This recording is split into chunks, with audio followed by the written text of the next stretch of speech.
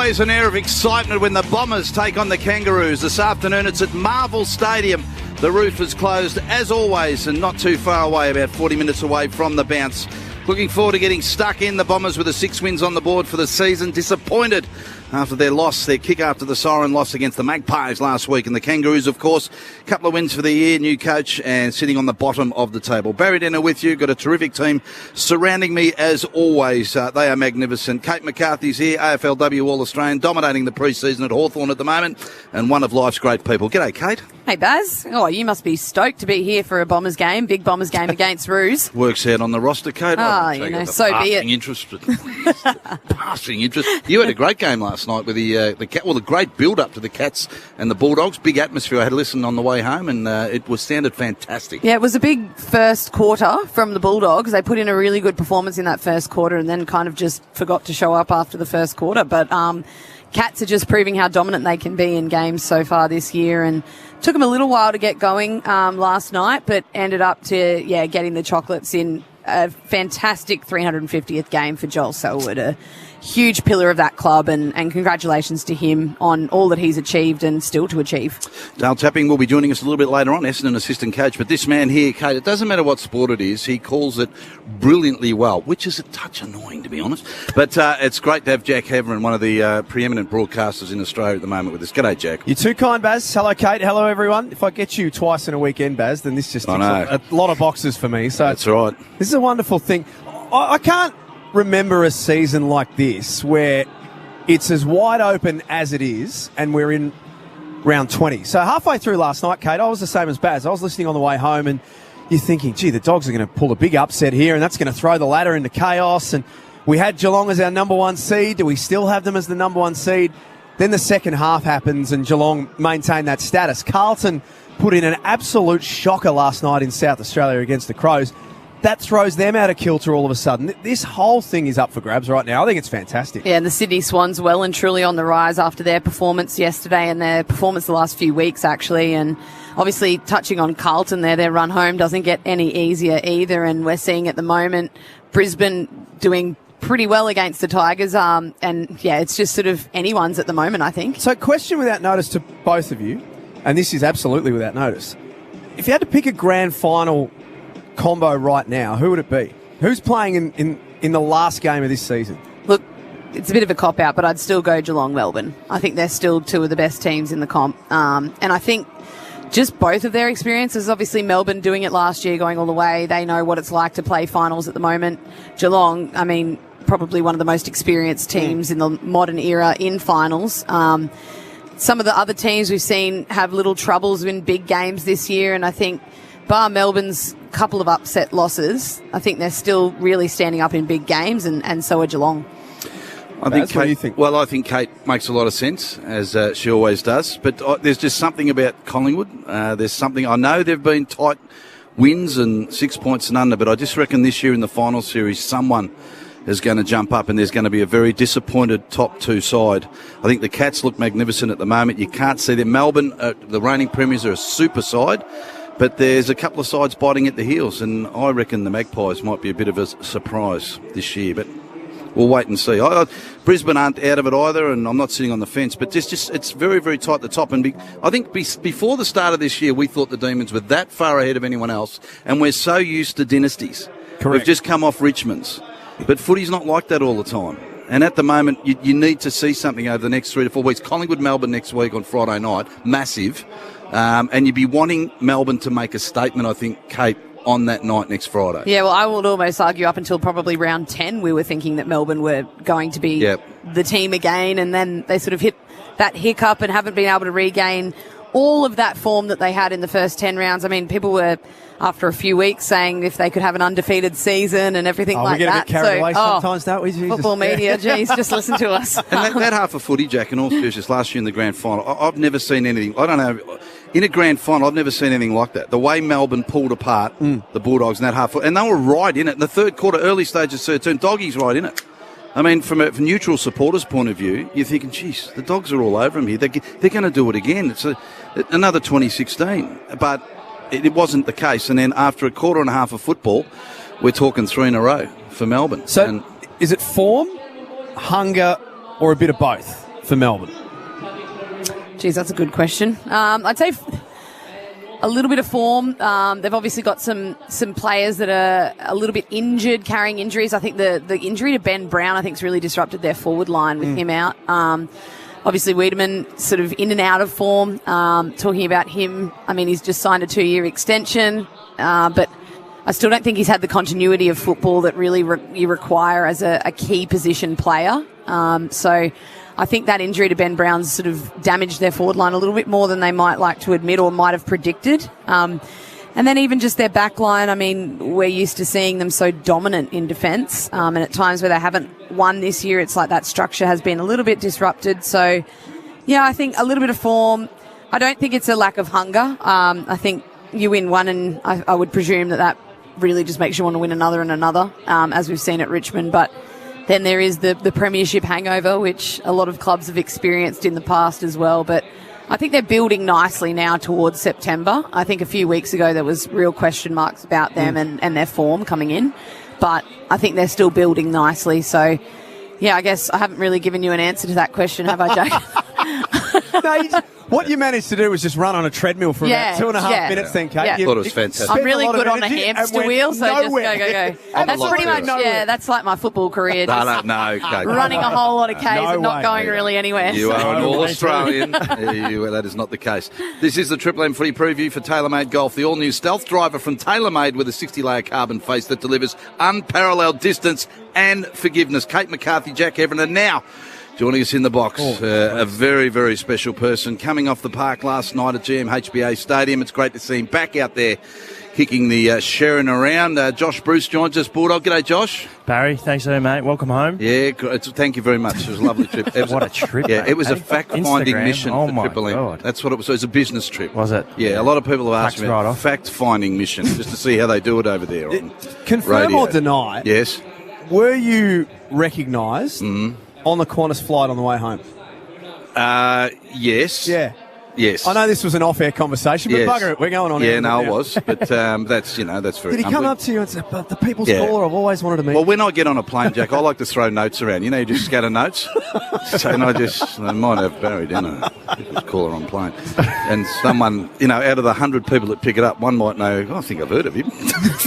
He's too modest. No, not at all. Josh, great to have you here. A big game last night. We're just reviewing the matches and we saved yours for now until you walked in. We should give an update from the MCG. Of course, the big game over there, Richmond and Brisbane, is massive, and the Lions are doing it beautifully. They're searching for a win on the MCG, and at the moment they're 36 points up with about midway through the second term. So they are giving the Tigers a bit of a touch-up there. But last night, you took on the best in the competition, hopes and expectations. The form line was good, always tough down there at GMHBA. What's the reflection today? Yeah, it's always a tough night down the highway, mate. As you know, started off really well. Obviously, we were all over them in the first half, first quarter in particular. And when they're a polished side, they're a strong team, and their third quarter blitz all started at centre bounce, and we're kind of unable to stop them. So.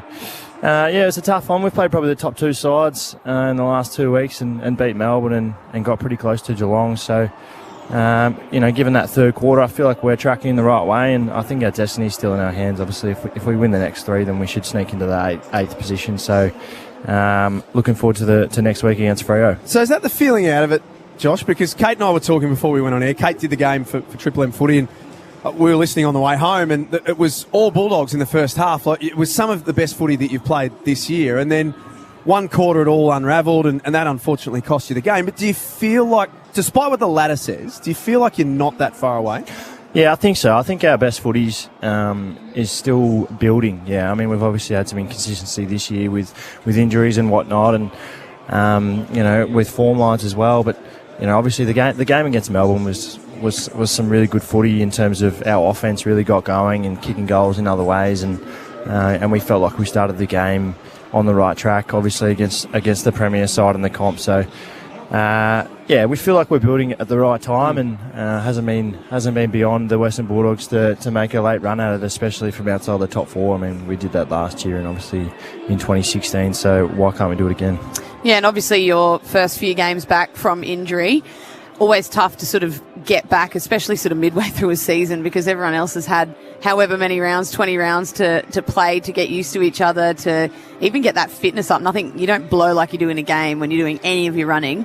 How are you finding it? Obviously coming back, we've had a look, and obviously targeting Jamara a little bit more in the forward line now, and then you're working with Naughty there as well. So the three of you, how's that chemistry building with you coming back into the team? Yeah, it's building nicely. I'm absolutely wrapped for Jamara. He's obviously getting off the chain, which is really good, and he's growing in confidence week by week, and you can see that in his game. And I probably underestimated how difficult it was coming back in at this time of year. I mean, every team is absolutely white hot, and they're either preparing for finals, just under finals intensity, or they're definitely going to be playing finals with the teams that we've come up against. And that lack of continuity in training, in terms of being able to train with a group, and you take for granted how important a pre-season is. Just 3 sessions a week of almost a game. So I mean, it's been challenging from a personal point of view, but I feel like I definitely had more influence last night than I have the week before, and I feel like my game's building and the confidence is building week on week. Interesting your comment at the start. You started to project forward, and obviously the ultimate is to play finals footy.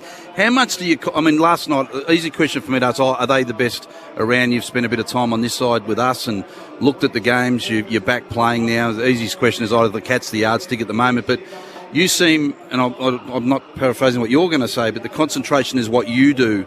How much percentage of that, or how much worrying about how good they are rather than getting your game together? Because I think, from this side looking in, the best at the Bulldogs can challenge pretty much anyone. So is that the focus, is to just focus on what you can do and get to your best? As a team? Yeah, well, I think so. I mean, I think with every game you go into, you've got a huge respect for what the opposition can bring and what their best footy is, and you try and take away their strengths whilst also focusing on your strengths as a team and as individuals, and on what's going to help you win the game. So mitigating their best and accentuating your best is essentially what we try and do, and that was what we tried to do with Geelong last night.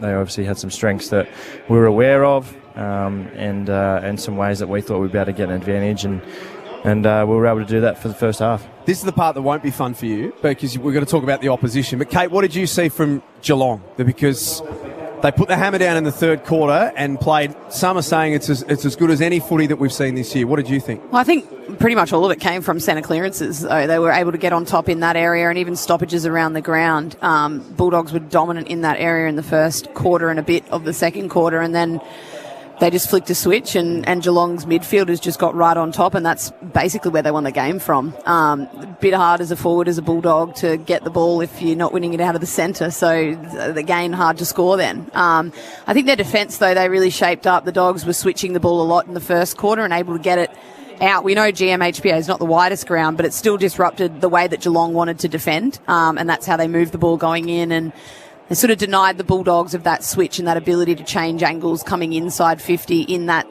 sort of third and fourth quarter. And I think that played a lot into the hands of the Geelong defence and their ability to set up behind the ball. But I think it purely came from centre clearances and purely came from their midfield dominance. And hard to stop when a team with the quality of players that Geelong have get that much possession of the football in dangerous areas.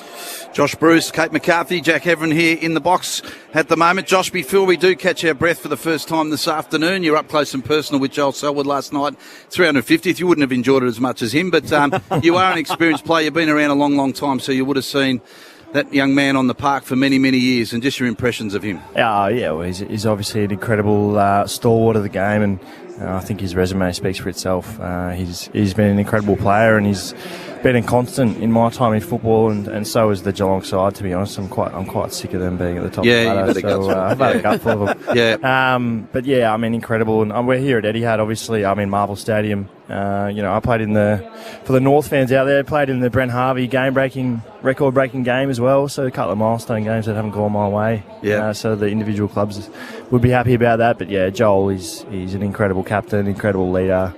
And he's been an incredible player, so congratulations to him. All right, Dale Tapping's going to be joining us shortly, the assistant coach of the Bombers.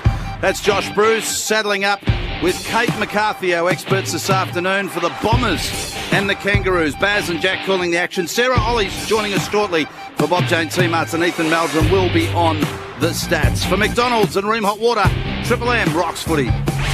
The Triple M footy preview for the all-new Stealth driver from TaylorMade with a 60-layer carbon face that delivers unparalleled distance and forgiveness. From Ream Hot Water and McDonald's. Triple M rocks footy. You're listening to Triple M footy across the Triple M network. We'll be back shortly.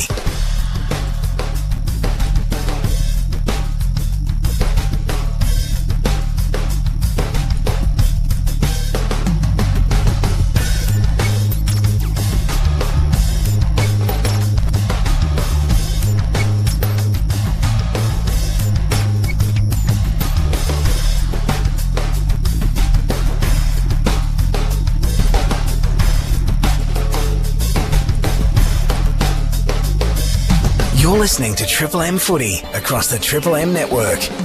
We'll be back shortly.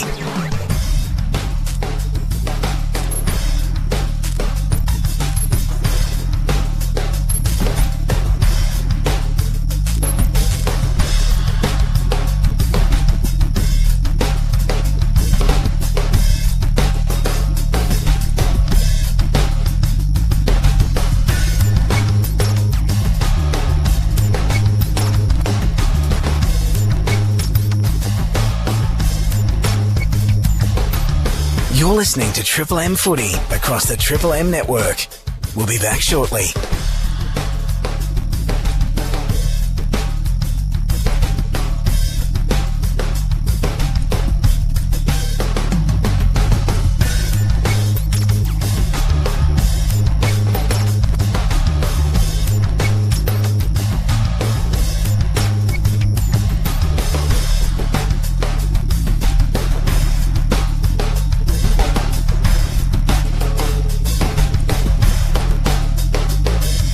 You're listening to Triple M footy across the Triple M network.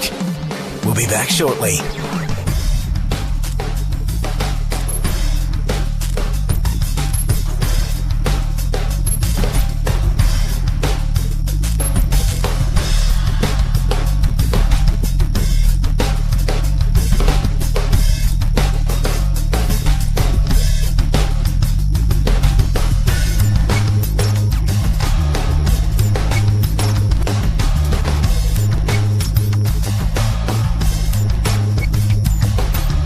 You're listening to Triple M footy across the Triple M network. We'll be back shortly.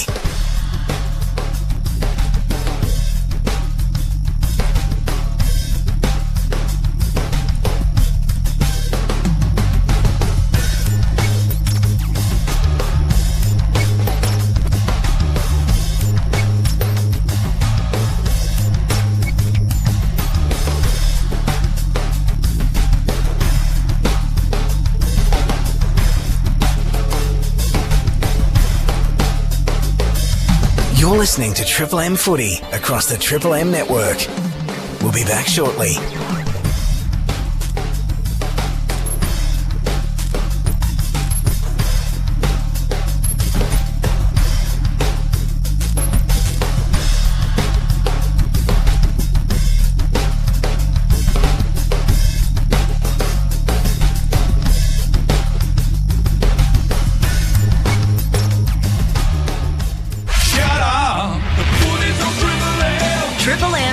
The Triple M footy preview. The all-new Stealth driver from TaylorMade with a 60-layer carbon face that delivers unparalleled distance and forgiveness.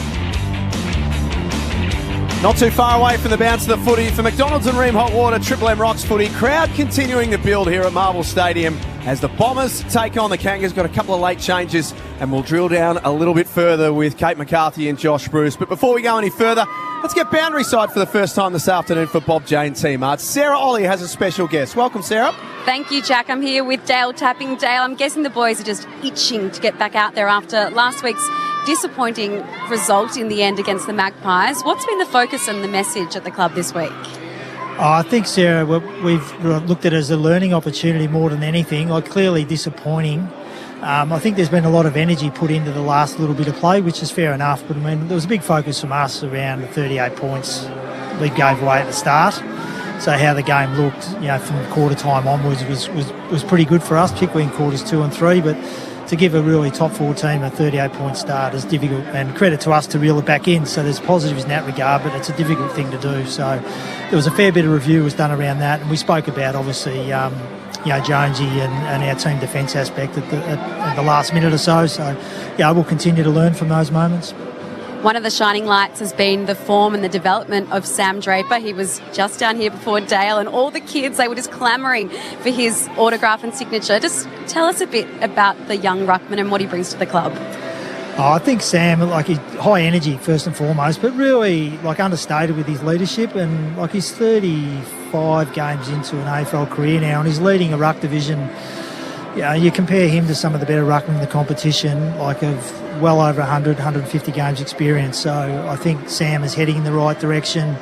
You see Max Gawn, who's probably the pinnacle of the ruck craft at this point in time. He took up to 80, 100 games to really start to build his momentum, and I can see Sam sort of following that sort of progress, I would have thought. So we've seen the last couple of weeks some of the capabilities he's got for out of centre bounce, and obviously his ability to push forward and mark and goal. So and he celebrates particularly well, so which is great for the game too, and that brings energy to the boys he's playing with. Dale, Kate McCarthy here. You obviously touched on the disappointment from last week. Just touch on a little bit for us the way you were able to turn that game around, though. You gave the Pies such a heavy lead, and then was it something technical or tactical that changed it, or was it just the fact that the boys just weren't ready to go at the first bounce?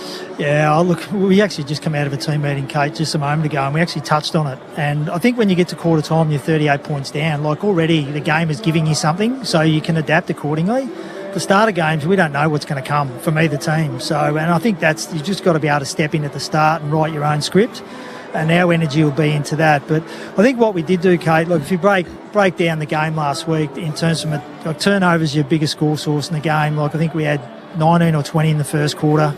Quarters 2 and 3, where we really started to control the game, it was a 58-point turnaround. We gave up 24 in 2 quarters. Basically we owned the ball and took the ball off the line and dropped their eyes going forward, took the deep option when we felt it was the right one to do, and really challenged Collingwood defensively. And in the last quarter, we probably tightened up a little bit, and the pressure come on, and we played a bit straight. I think the turnovers went up to 21 again. So it's just interesting when you break the game down in that order, and you look when we're most dominant, minimal turnover, owned the footy and scored. So that's a template clearly, and the challenge for us is to do it for 4 quarters. Yeah, and we've got Jai Menzie obviously making his debut today. Tell us a little bit about him, obviously starting as a sub, but hopefully we get to see him have a run around on the park. Look, he's been really good in 6 or 7 weeks, and a little bit of reprogramming coming in from South Adelaide, but originally from Tassie, so he's really put himself on the line to sort of chase his dream. And I think this mid-season draft has been particularly good for Essendon, but I think it's great for the competition, and the success rate's been enormous. So they're out there, so for anyone out there, just keep having a go with it. For Jai, he's come in, he's been really good form in the VFL, and we've been really keen to sort of get him somewhere near our group, the 22, 23 over the last 3 or 4 weeks. And ideally you'd like to start him in, but he may get a chance today, but if not, he's pretty much the next one in. And given the fact that James Stewart's come in, Archie Perkins has come back, the change was going to be probably 3 to 4 changes in your front half, which has been functioning pretty well. So it's sort of, you just got to be a bit careful with the synergy and balance that you bring into the team. But he's high pressure, great kid. He doesn't get past the line of the ball, and if he gets his opportunity, I think you'll like what you see.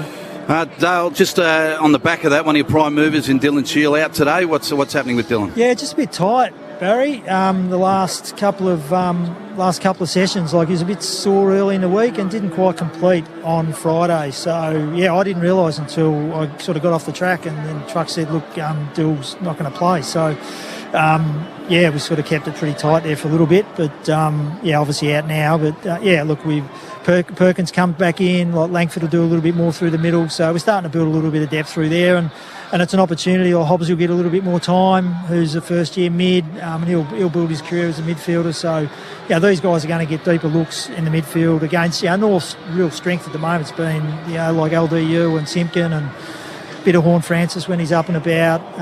Greenwood's a big mid who fights tackles really well. So North's midfield are actually pretty strong. Dale, we appreciate your time. Thanks for joining us and good luck this afternoon. Yeah, have a great call. Thanks, guys. Dale Tapping joining us, forward coach for the Bombers. This is all part of our Triple M footy preview. For TaylorMade Golf, the all-new stealth driver from TaylorMade with a 60-layer carbon face that delivers unparalleled distance and forgiveness. Stick around. First bounce is coming up next. The Triple M footy preview for the all-new stealth driver from TaylorMade with a 60-layer carbon face that delivers unparalleled distance and forgiveness. For Ream Hot Water and McDonald's. Triple M rocks footy. You're listening to Triple M Footy across the Triple M network. We'll be back shortly.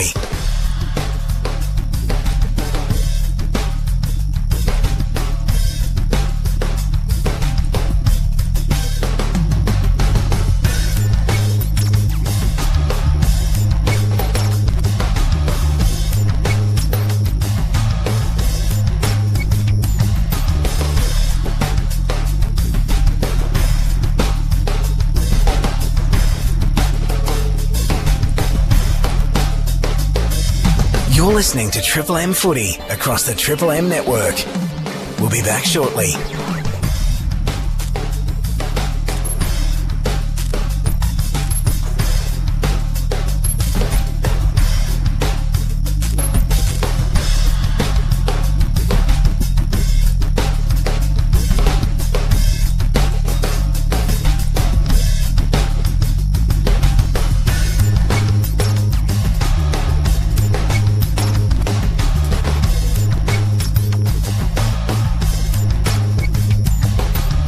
You're listening to Triple M Footy across the Triple M network.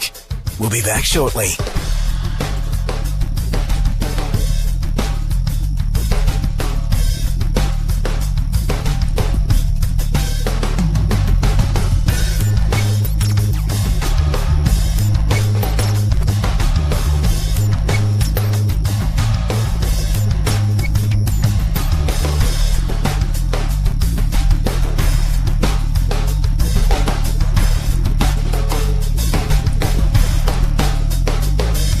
You're listening to Triple M Footy across the Triple M network. We'll be back shortly.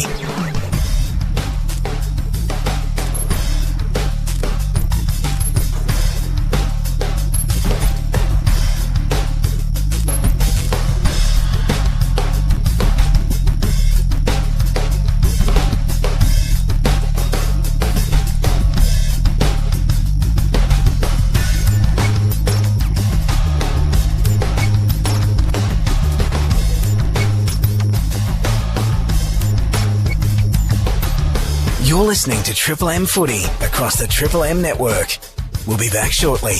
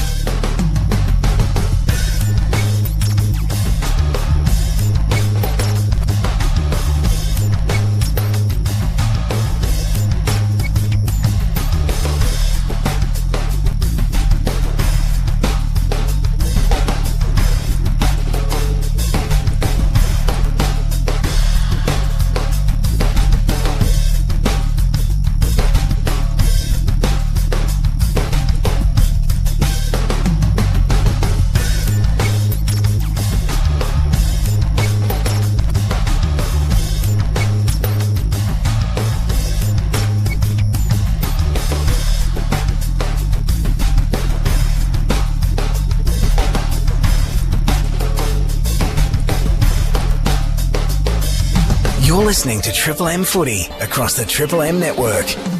We'll be back shortly.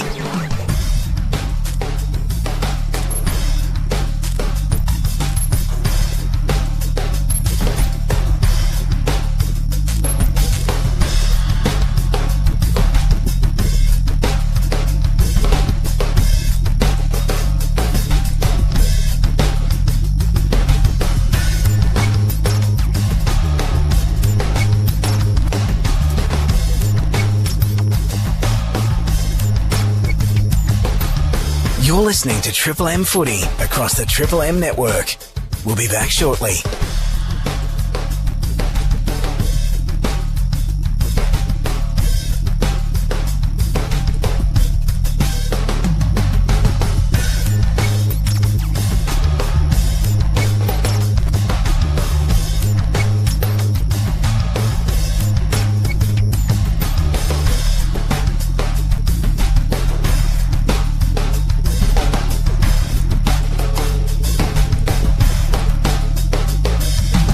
listening to Triple M Footy across the Triple M network. We'll be back shortly.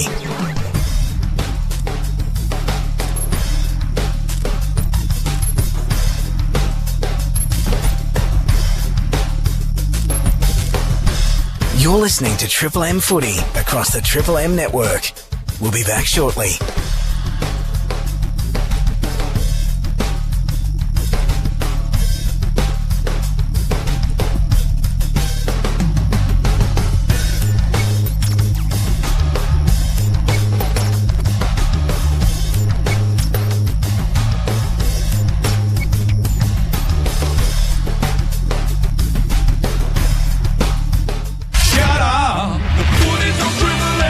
Triple M rocks footy.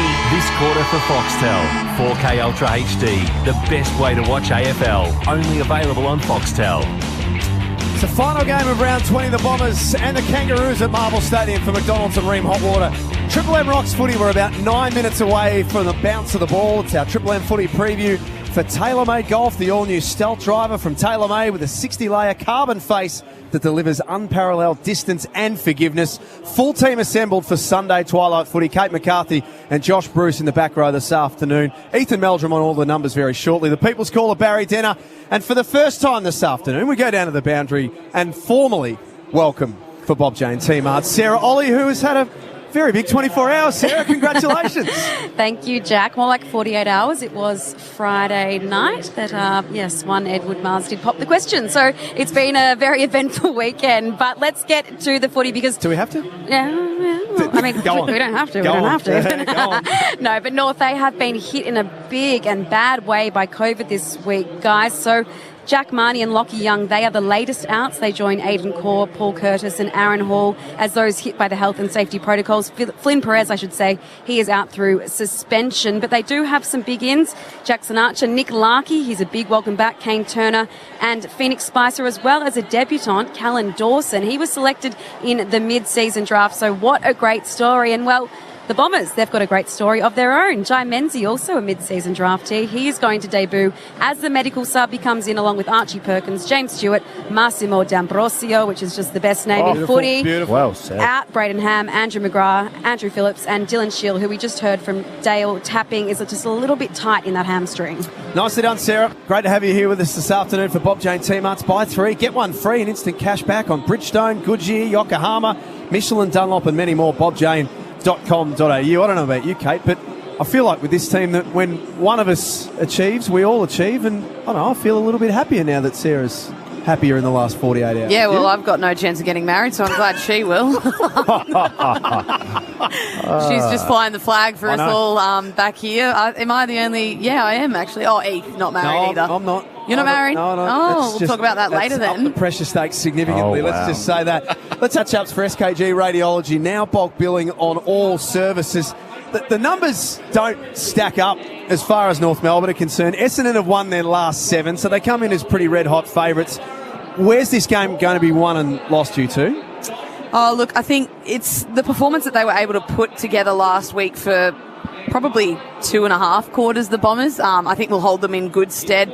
They would have reviewed that game a lot more considering the loss by 4 points to the Pies. So I think that's always a positive to come out of losing a game like that. You learn a lot when it's that close. You sort of really nitpick at little opportunities that you had that you could have improved in your own performance or as a team as well. So I think they'd be kind of coming out really ready to prove something in this match, and I think they'll get the job done pretty convincingly, but you never know with North Melbourne who's going to turn up. I think just following on that point, Kate, obviously you're talking about the nitpicking. Like some of the nitpicking they would have done is they would have heavily reviewed the last couple of minutes of that quarter, of the fourth quarter, and how it broke down, how exactly they gave up that goal.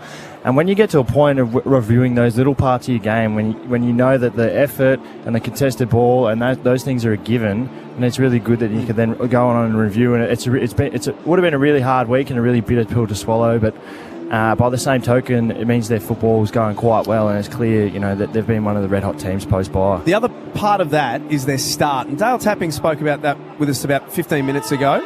Said that their start last week against Collingwood was unsatisfactory and not what they wanted. So how do you make sure as a player, the coaches can give you all the instructions, but how do you make sure as a player that you start the game the right way? Well, I think the thing that you got to think about is your first contest. So each person around the ground, they've got to be thinking that their first contest is the most important contest for the day.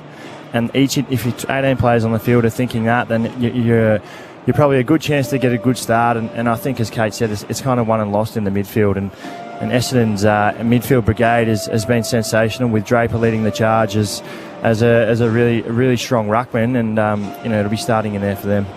Yeah, and it's one of those things that as a collective it's a very individual thing to start to a game. So you can have your little moments, as Josh said, you try and win your contest, but the team as a whole really relies on that. So if you have a 50-50 and you put your head over the ball, or ruckman gets a good tap, you get a good clearance, and on the other hand, the other team wins the first clearance and waltzes straight out the front door of your midfield. It really does come from there, and those little contests that you get early in the game, Josh. And they're contagious as well. So if your teammate has a really good contest and wins his first one, then you go, well, I'm going to jump on board as well, and I'll do the same thing. It's contagious, it's infectious, and then as a whole, the team starts to play well. Keep an eye on this first quarter, which is coming up very shortly. About 4 minutes away from the bounce of the footy for the first time this afternoon. All of the Red Z lending stats controlled by Ethan Meldrum, who looks fresh. I think he might have behaved himself last night. I think he's up for this one. Hello, Ethan. First time this year. Is that fresh, is it? you haven't seen what the other side of it is. Should come during cricket season, Josh. Cricket season's unbelievable in cricket. It's a full-blown bender for the summer now, man. Thank goodness their Red Zeds are not anacondas, Jack. But Essendon, as you said, won their last 7 against North Melbourne. Average winning margin 30 points. Offense has been on fire in the last 6 weeks. 98 points per game. Only Geelong has more. Leading the league scores from stoppage, effective kicks. Zach Merritt, last 7 full-length games against North Melbourne. 30 disposals in all of them. Coaches votes in all of them. Triple MVP votes in all of them. Loves playing North Melbourne. But North Melbourne, last 3 weeks, been a little bit better. 3rd in the league for ground ball differential. 5th for tackles. Going forward, been a little bit better as well. Luke Davies-Uniacke last month. 4th in the league for disposals, top 3 as well for clearances, centre clearances inside 50s. And Ben Mackay's last 3 weeks, 22 intercept marks. 2nd place, Tom Barrass has 12. For comparison, top 3 bombers for intercept marks in that same period, Laverty, Ridley, Zerk Thatcher, they've combined for 22 intercept marks. So he's on fire at the moment, Ben Mackay.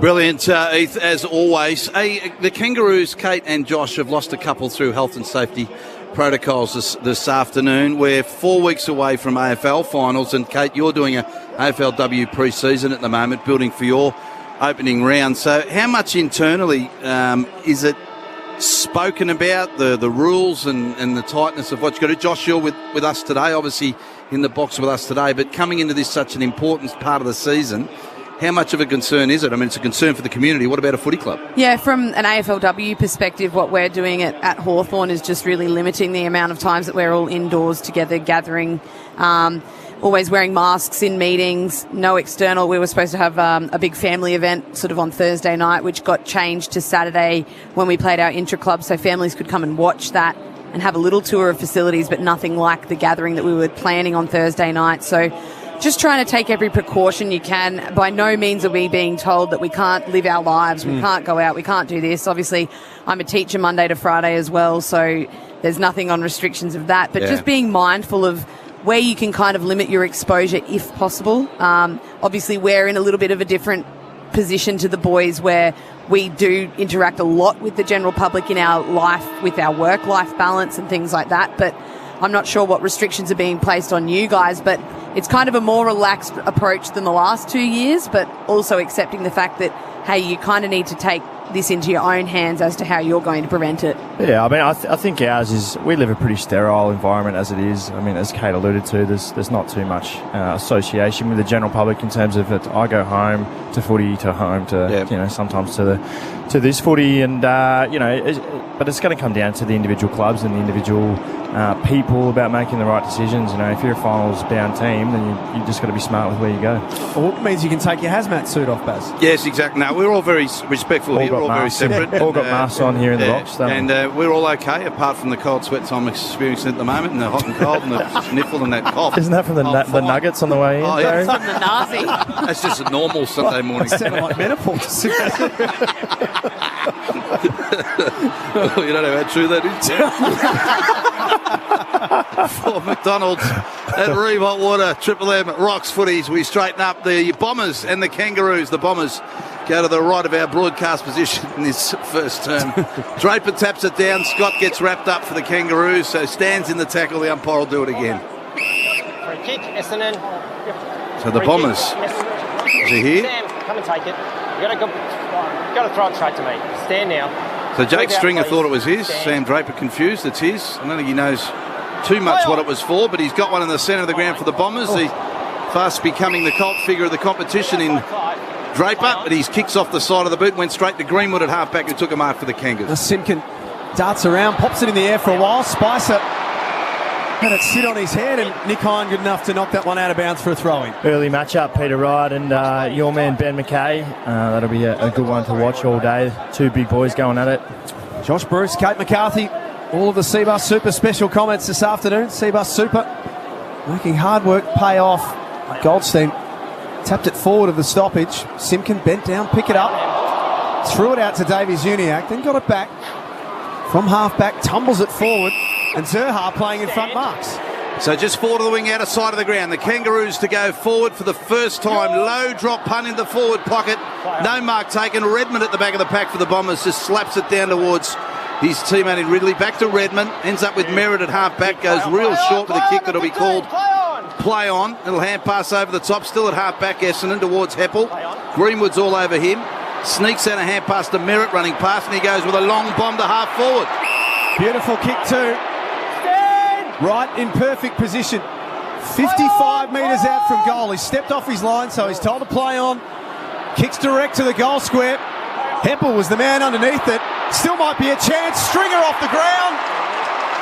Did they touch it? There's the rule. They brought it in for that. We'll go upstairs. Score review. Triple M Harvey Norman replay. What are you seeing, Kate? Not a whole lot yet. Oh, it's depending on whether this has made contact with his boot. It's definitely come off a North Melbourne hand. Just skimmed his toe there. His toe, yeah. It got smothered by the North Melbourne defender onto Stringer's boot and come off his studs. The new Google Pixel 6a available now at Harvey Norman, plus receive a bonus $150 gift card. This is going to be the first of the afternoon.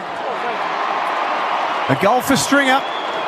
And the Bombers tick the first box. They wanted the first goal of the game, and they get it 2.5 minutes in. Triple M Foxtel scoreboard. Yeah, to be honest, I think the call to play on for Peter Wright actually did him a favour. He was going to slow it down and take it back, and that would have given North Melbourne time to really set up behind the ball. He took a good mark, probably about 55, 60 metres out, and got the ball, was told to play on because he'd come off his line, which caused him to roll and then just get it in long and just carried over the back of the pack, really, and Stringer was the first to react. And Zerk Thatcher and Nick Larkey were in a one-on-one deep inside North's 50 as well, and Zerk Thatcher got the win and they were able to go the full length of the ground, as Essendon's offence has shown the last couple of months. They've been really good at going from D50 to 450.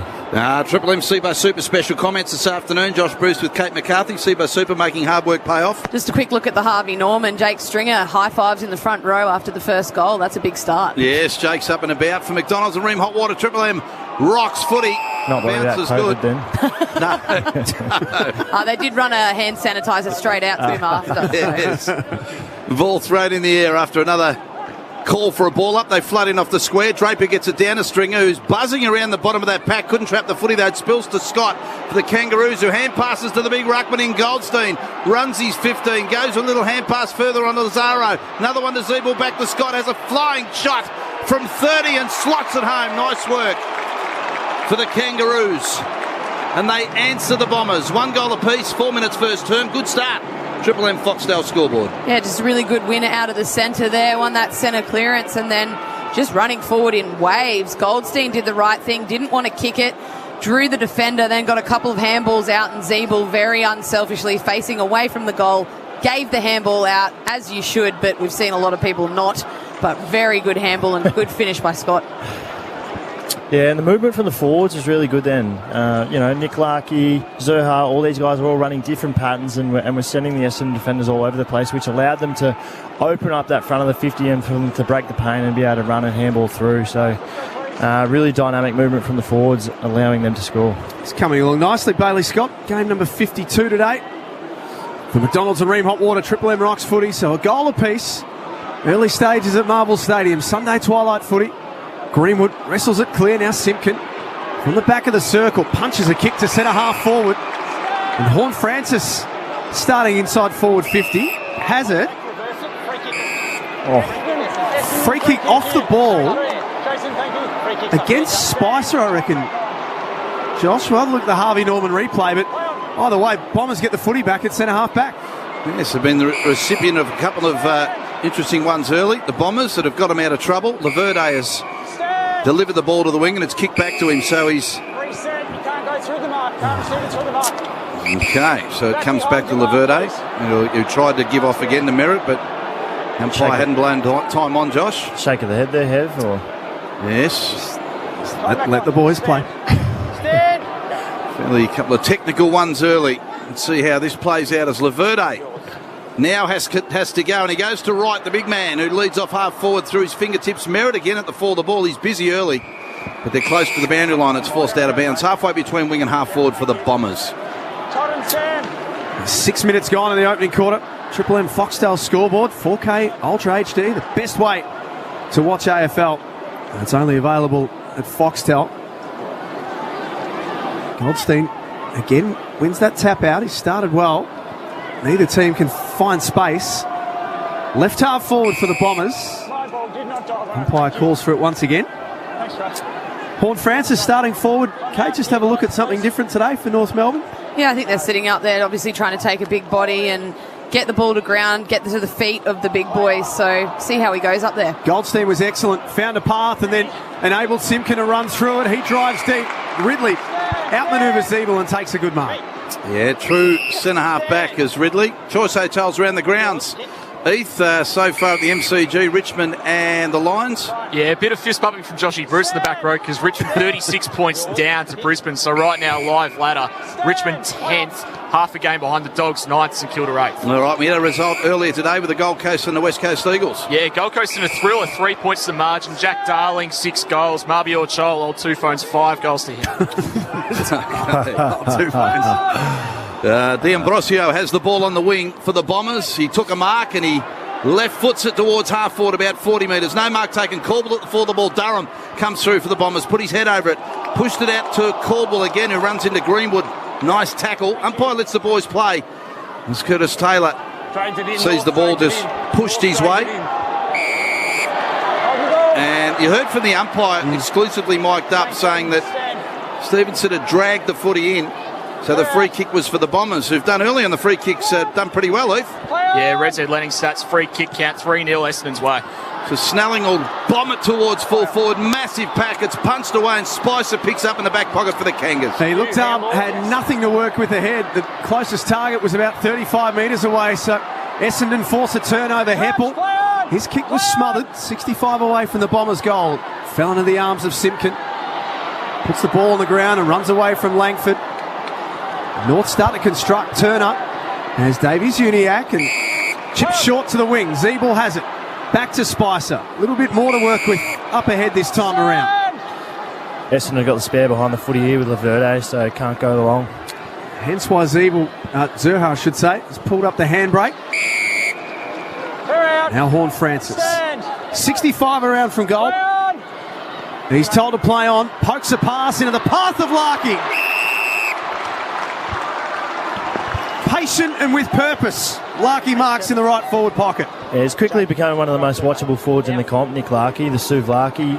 He had elite work rate to get back to the goal square, got past Laverde. It was a 2-on-1 and then ended up working back up the leg and really strong hands down in front. Zerk Thatcher, nothing you could do about that one. It was elite work rate from Suv Larky and he's having a great season.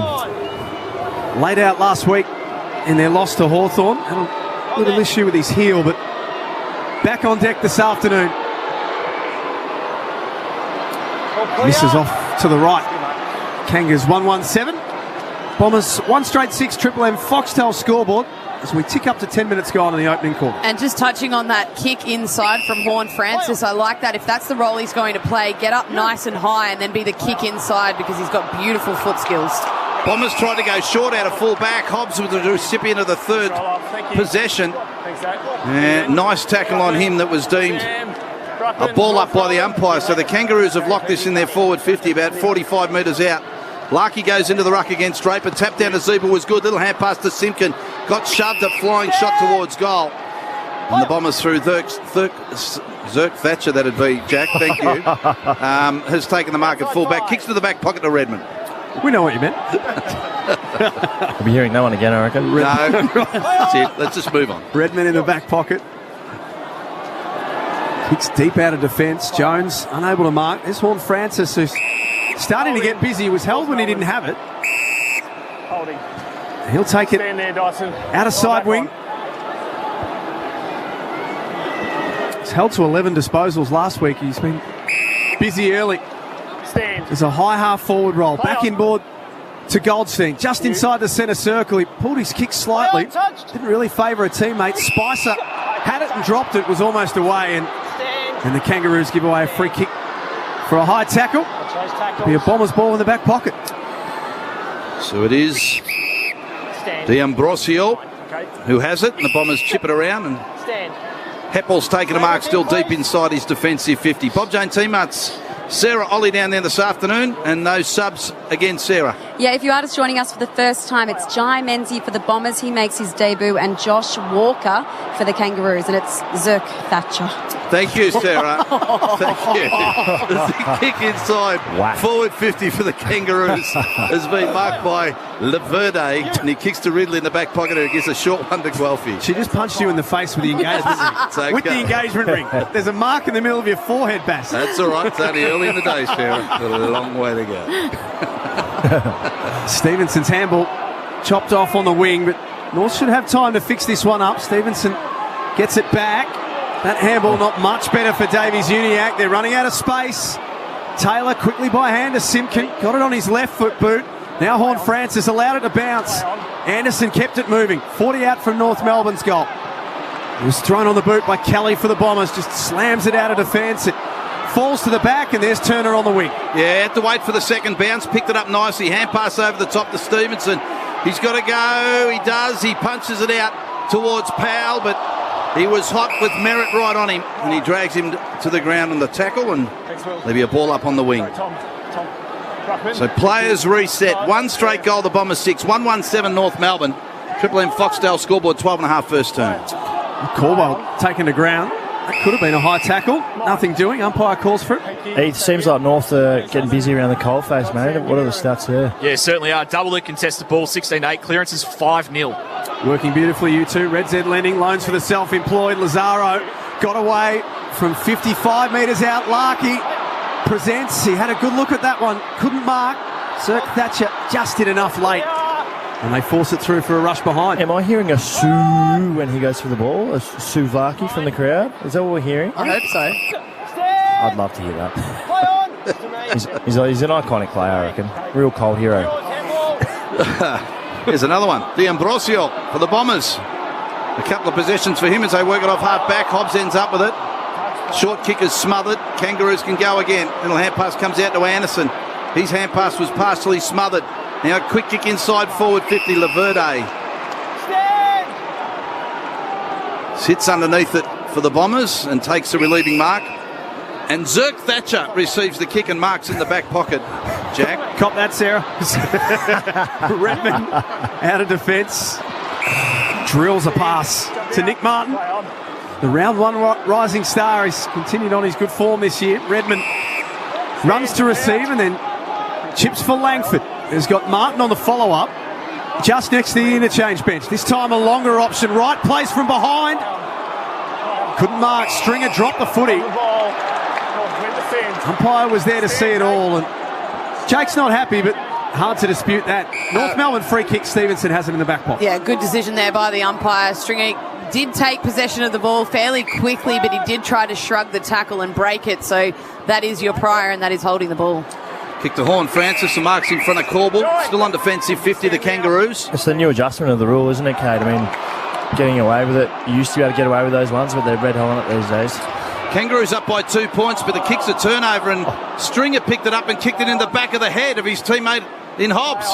Hobbs will go again. He's all right. Grabs it on forward 50. Hand pass back to Stringer. Stringer now, another hand pass off to his teammate Martin. Then it's over to Guelphy. who kicks across goal. Big leap, no mark taken on that occasion by Wright. Back of the pack, an opportunity for Dawson for the Kangaroos in the back pocket to drive it out of defensive 50. Spicer's got some work to do here for North Melbourne. He couldn't win it out. Hind does, and Bombers bring it back inboard. They're 1 straight 6. Kangaroos 1-2-8. Triple M Foxtel scoreboard. Langford just crosses the centre circle. And another forward 50 entry for the Bombers. They're peppering away, but they can't take a mark inside their attacking region. Horne-Francis bent over and picked it up. Tackled immediately, and he's gone. Jeez. No genuine attempt. Oh, be careful. No genuine attempt. Stand now. Just a little disappointed, the young man, and so close to goal. Just got to hold in the emotions as Laverde is 65 out from Essendon's goal. And he pops it onto the head of the big man in Peter Wright again. No mark taken. Full of the ball, Snelling. Went to run away, dragged down. Footy still in dispute. Players from both sides attacking, another ball up. Tell you what, if I was a small forward for Essendon, I would just be following Peter Wright around today. Get behind him, then tick back up, get to his feet, because he's bringing everything front and centre. We'll get those inside 50s in a moment from Heath. They're targeting out of the stoppage. Stringer, after the quick hands from Wright, it was touched anyway.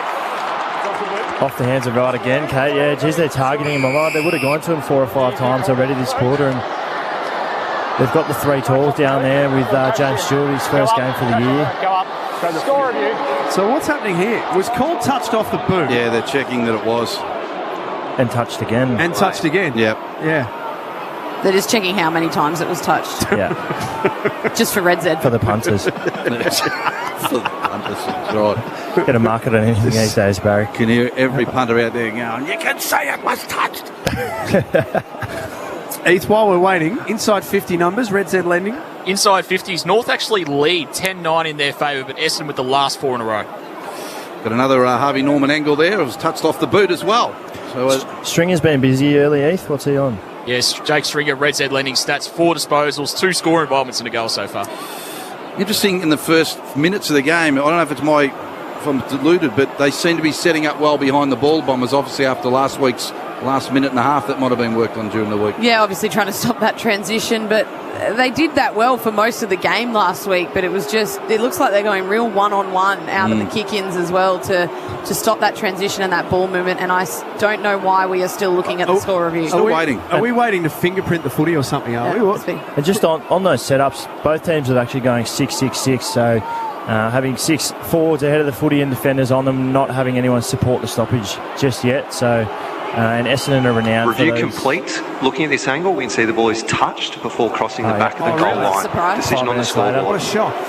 Essendon's defenders are really good at setting up that sort of wall and that dam, and they've been really strong in that the last couple of months, especially with Laverde down there and Ridley and these boys. Red Z lending stats, that was an 84-second score review, so find out it was touched twice. Can you please check if that's a record? Yeah, do you have that? It might take some digging, but I'll try. Yes. Kangaroos up by a point. They're 1-2-8. The Bombers 1-1-7. Long kick from fullback again. Essendon setting up well, and Redmond had the opportunity to run at that and took a nice mark behind Larkey's drilling drop punt onto the chest of Stringer as a ripper. And he's marked on a 45-degree angle, about 40 metres out. The package is feeling it today, Barry. Yes, he's up. So, Jake Stringer, who kicked the Bombers' first goal, has an opportunity to put them back in front. Kangaroos up by just 1 point. Nearly 19 minutes first term. Those 2 goals came pretty early too, didn't they, Heath? Hadn't had a goal for a while. Yeah, Red Z lending stats, 14 minutes without a goal. So Stringer sets up. Beautiful drop punt off the boot. And as soon as he kicked it, he knew it was home. Turned to the Bombers crowd and said, get behind me today. 2-1-13 Essendon. Stringer has both of their goals. North Melbourne 1-2-8, 19 minutes first term. Triple M Foxtel scoreboard, 4K Ultra HD. The best way to watch AFL, only available on Foxtel. Not the best 30 seconds for Jaden Stevenson. He was the one that did the kick out that was intercepted, then took a little bit too long to adjust his focus and find his player once the ball had turned over. His direct opponent was Jake Stringer. He just got behind him and then just ticked straight up on him. So I'm sure that will come up on Stevenson's review. Really smart lead from Jake. I mean, we know he's got great patterns as a forward. He's a natural forward. He got right in that blind spot, didn't he, Kate, and just ducked up as he wasn't looking and Stevenson gave him a metre, and that's all he needed with that really good kick inside 50. They've got modern footy covered, these two. Josh Bruce, Kate McCarthy, Triple M Seabus Super. Special comments. Seabus Super making hard work pay off. 2-1 to 1-2 from McDonald's and Ream Hot Water. Triple M Rocks footy. I'm just trying to pump you two up. Merritt, long kick. Target was right in the forward pocket. He couldn't mark. The Bombers have got numbers everywhere. Guelphy spun away from Greenwood. Gave a handball to Stringer. 3 in the first quarter. The package is on today. The Bombers start to get a bit of separation, and it's one man doing the job. 3-1-19 they are. North Melbourne 1-2-8. Triple M Foxtel scoreboard. Another really good contest from Peter Wright, bringing the ball to ground, as mentioned earlier, but you could just tell from the very first bounce that it was just going to be Jake Stringer's day today. Some days he just decides to tear the game apart, and today's that day. 3 in the first quarter, and he's looking very lively in his bright yellow boots, Kate.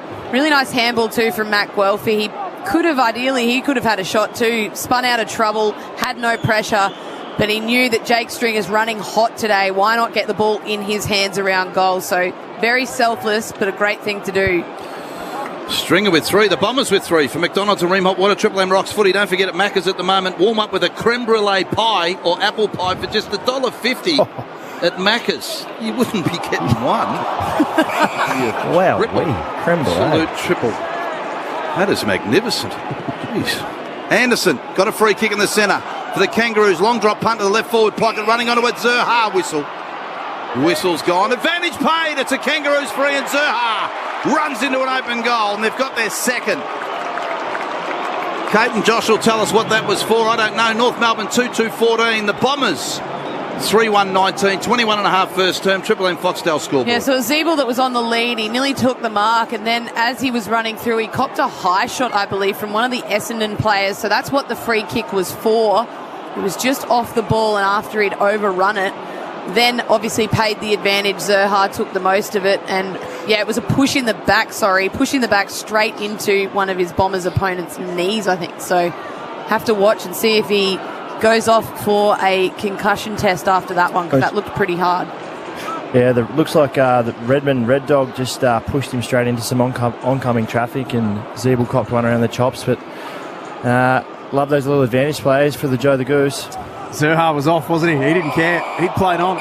For McDonald's and Ream Hot Water, Triple M Rocks footy. The Kangas are going to win another inside 50 entry. Simpkin after the Greenwood free kick. Nice kick onto the lead as well. Spicer was around the mark. Zeeble there too. From the pocket, Taylor squares it up. It's all Bombers though. Set up on the last line, and Hine brings it out to the Mid-Ocean Club side. Yeah, running with the flight of the footy was Heppel. Marks on defensive 50. Well, they just go at each other this afternoon, the Bombers and the Kangaroos. We see a bit of a goal fest. We'll wait and see. Long kick to the wing here, and Coleman Jones takes a nice mark for the Kangaroos. He squares it up with a kick to Stevenson, defensive side of the wing. Hand pass to Powell. They're looking for the corridor here. They want to take a bit of it. Another one to Dawson. He broke the tackle. The Kangaroo did well. Snuck out a kick out to the outer side of the ground, and it'll come back to Bonner, who marks right in the centre of Marvel Stadium. And now it's North Melbourne who changed direction. Risky kick from Bonner too. It was in the air for long enough for Stewart to get involved, and now Essendon through Heppel have it. On the wing, Hobbs turns and fires to half forward. It's fisted towards the boundary line. Guelphy can't keep it in, and Bonner and Jackson Archer did pretty well to get it out of bounds. It'll be thrown in 48 metres around from the Bombers' goal. They're 3-1-19. North Melbourne 2-2-14. Triple M Foxtel scoreboard. I think you're exactly right, Baz. I think it might be a bit of a goal fest today. Good to see both teams not going to die wondering here, trying to play very attacking football. So Draper just thumps it inside Essendon's forward 50. Just boundary throw in, one intention, slap it our way. And now the pack forms over the footy, close to the boundary line, about 45 out from the Bombers' goal. Caldwell sees it over with Davies Uniacke. He's going to be pinged, Davies Uniacke, for a deliberate. Is it deliberate or holding? Put in the line. Deliberate. Goodness gracious. So two players going head to head, and Caldwell, the recipient of the free kick. Now he's got to kick this to be around about 50 metres. His backside's on the fence. 15 gone. So it's tough. He's going for the drop pump by the look. He is. He doesn't go for goal. Goes to the top of the square. Big leap in front. James Stewart. And Stewart about 20 metres out directly in front in a pack of about 8. Has just seen the ball fall his way, didn't it? Yeah, he seemed to be the only one who sort of went up at the highest point there, James Stewart. I think it might be his first game for the year. He's always been a big lump of a lad. I played a bit of footy with him at GBS, and highly athletic guy. He's had his troubles with injury, but he'll be looking to secure his spot in the last few games of the year. So an opportunity for the Bombers to go further ahead. They lead by 5 points. For an 11-point lead, he puts it through. Stewart gets his first, and the Bombers come to him in numbers. A big smile on his face. No doubt for the reasons Josh just explained. The Bombers 4-1-25, North Melbourne 2-2-14. 25 and a half into the first term. Triple M Foxtel scoreboard. Yeah, and just having a look at the Harvey Norman, the reason he got off the chain was because Jake Stringer and Peter Wright actually ran a really nice block to try and free up Wright.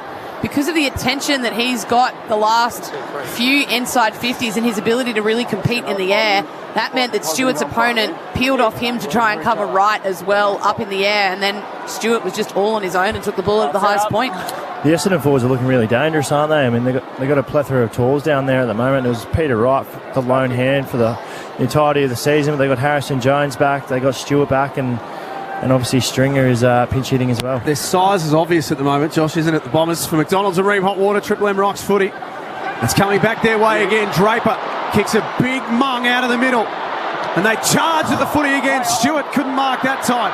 Guelphy had it tapped onto him by Stringer and was tackled immediately. Luke McDonald brings him to the ground. Umpire comes in today. Umpires Lee Housen, Robert O'Gorman and Nick Brown. The lead is 11 points to the Bombers. Down the ground level, quick kick out of the pack. Lazaro towards the centre of the ground, but the Bombers again setting up well behind the ball. Laverde, hand pass to Kelly. Got a bit of space, long ball inside. Draper, big leap in the pocket, fell over. Well, was flipped over in that pack as he flew for the mark. Ball bounced Scott's way. Bailey Scott, long, high kick to Zerha. Strong mark on the defensive side of the square. Looks to the outer side. And he finds Big Goldstein, who runs through the centre of Marvel Stadium. Open forward line, but the kick's ill directed. The Bombers share it by hand. Redmond's got it at halfback. He was out there, wasn't he? Yeah, Horn Francis was running the post pattern straight back to the goal square and was absolutely out. That ball just needed to be a little bit more air and would have gotten out the back. And Zerha, huge grab because they've just been pinned inside their 50. They cannot get it out. They're just forcing out the high ball, and Essendon's press has been phenomenal. And there's a big grab from Zerha to get him out. Now they can get a bit of territory. They lead by 11 points. Triple M Foxtel scoreboard. 4K Ultra HD. Best way to watch AFL. Only available on Foxtel. Play on. Martin has Laverde on defensive 50. Outside 5. Bombers just happy to hold on to the footy here. A bit of chip mark. Play on. Now Laverde told to play on. Stewart in good position up the line. Takes a good mark, and he's starting to get a bit confident about himself, Baz. He is. Hand pass off to the running Hine, and doesn't he love to run? He takes a bounce immediately, and he goes with a long ball inside forward 50. Right caught out of position, brought to ground by Mackay. Taps it out to the big ruckman Goldstein. Got to work like a midfielder. Lost it to Perkins. Picked up by Durham. Little hand pass to Langford. Snap from 35 is home. Bombers get their fifth. 5-1-31 they are. And North Melbourne 2-2-14, Triple M Foxtel scoreboard. Bob Jane teammate, Sarah. Bruce skipper Jack Zeeble, he's getting his right elbow looked at the moment. They've got a little kind of cast. Josh, you might know what it is that they're looking to put on his elbow at the moment, but speaking with doctors and trainers right now. Bob Jane teammates look after you. Buy 3, get 1 free, plus instant cash back on top tyre brands. Call 13 26 25 or order online today, bobjane.com.au. I don't know if Peter Wright has earned himself any red Zeds for this game so far, Heath, but he is having a huge impact. Even just then, he was caught to the wrong side, as he said, Baz, but he just fought and fought to bring that ball to ground, and all of the Bombers' smalls are so aware of it. They're getting to the feet, a little handball out, and then a great finish from Langford. Yeah, Red Z lending stats, Peter Wright, 2 disposals, both score involvements. His direct opponent, Ben Mackay, statless. For McDonald's and Ream Hot Water, Triple M Rocks footy, a clean takeaway from North Melbourne, and Davey Zuniak kicks for Zerha. It bounced off his chest. He did all of the body work and had the right position and couldn't mark. Bit happening off for footy too. Meanwhile, Essendon move forward. Perkins chips it up for Wright, who's at centre half forward. North Melbourne free kick back here. Every contact. North Melbourne free kick. Down there, North free kick. Oh, wow. So this footy, Any fist. Harrison Jones was about to pretty much have a shot on goal in the Essendon's forward half, and there was a late hit off the ball. Jed Anderson actually just laid a really good hit, and the two were going at it over the boundary line, and it was Kelly and Anderson going at it, and Kelly's infringed and given away a coach-killing free kick. So it's going to go all the way from the Bombers' forward 50 to back inside North Melbourne's forward 50. And Jed Anderson, who's a left footer, is going to line up from the right forward pocket. Ben Rutten's coaching from the bench. If North Melbourne kick a goal here, you wouldn't want to be Kelly, but it's not going to matter. Jed Anderson doesn't score, and Jake Kelly goes and tells him all about it. Just looking at the Harvey Norman look, there really wasn't a whole lot in it, but from Jake Kelly's perspective, the umpire was standing right there. It was a little bit silly. Whatever you do, however you push him, if it's anything borderline, he's going to give away a free kick. So probably just needs to take a minute, calm down a little bit. Yeah, that was interesting. Zerk Thatcher's got it at half-back for Essendon, goes short to Heppel. And the ball's punched out of bounds. And Jed Anderson's one of the great antagonists in the game, and he's tough as nails and will never back down to anyone. So he loves a bit of scruff, old Jed. And it looked like a bit of scruff, a little bit of rolling in the sandpit stuff, a bit of physical. But anyway, they picked one out. So boundary thrown again. Kangaroos will go. Bailey Scott will kick him inside forward 50. Can they get a late one here? Bounces towards goals and missed the pack. 2 metres out, it's gone through. Has that gone through? The goal umpire is not sure. The field umpire will come to him. I believe it's a behind. There's been some score reviews. The goal line. Sure. Score review. So the umpire's call is touched on the line by the look of it. There's the Harvey Norman replay. We'll wait for Josh and Kate, and well, that's not the angle you'll be able to tell. Hopefully we'll get a better one than that. Looking at this angle, we can see the ball is touched before crossing the back of the goal line. Decision on the scoreboard. Well, that was quick. Yeah, just a little bit of a deviation. I reckon the score review panel up in the Arc might have got a rev up after the last one and said, mate, just call it already. Yeah. Round the grounds, Heath, please.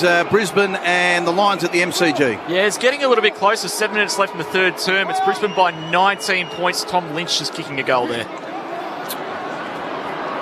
So out of defence, Essendon play the commentary side. Draper, nice pick up at ground level, and Heppel handballing him board. He follows up and gets another possession. The skipper, a weighted little chip out in front of Guelphy, who's 70 out from goal. He kicks for touch, but it doesn't stay in. That's out of bounds on the full. Footy bounces into the second row.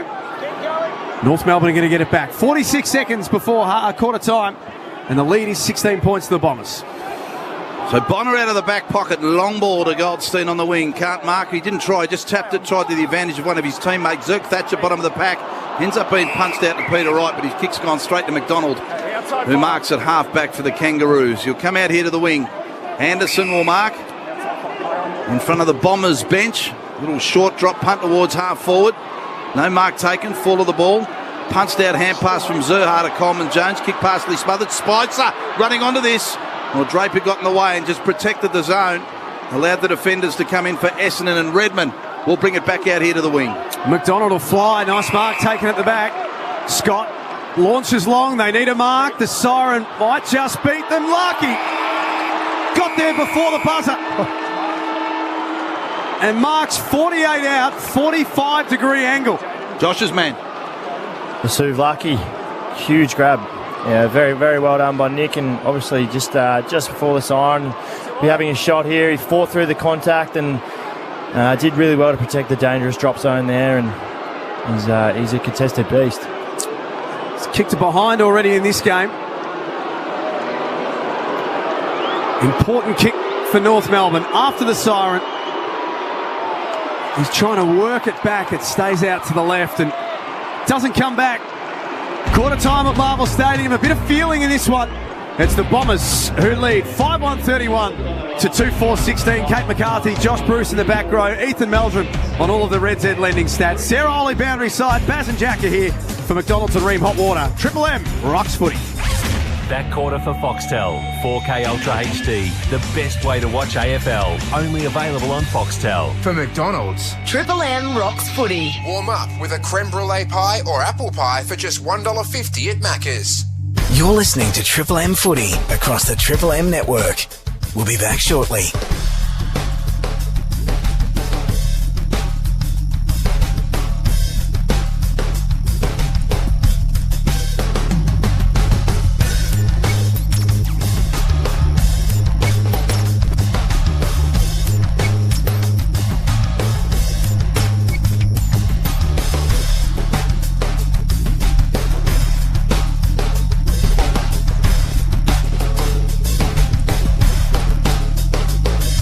You're listening to Triple M Footy across the Triple M network. We'll be back shortly.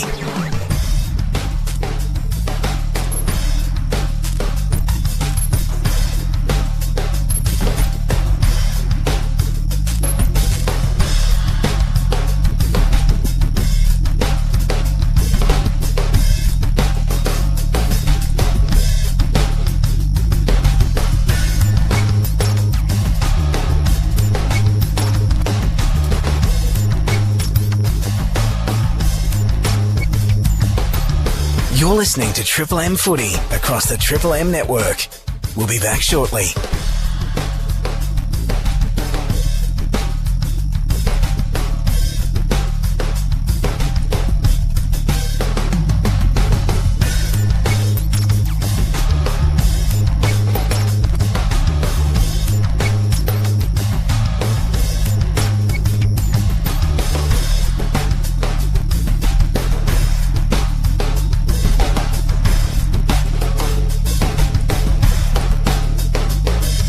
You're listening to Triple M Footy across the Triple M network.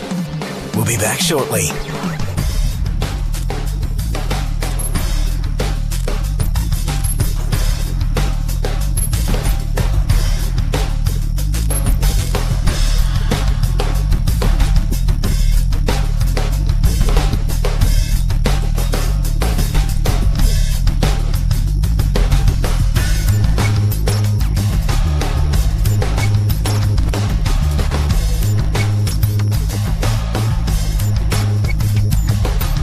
You're listening to Triple M Footy across the Triple M network. We'll be back shortly.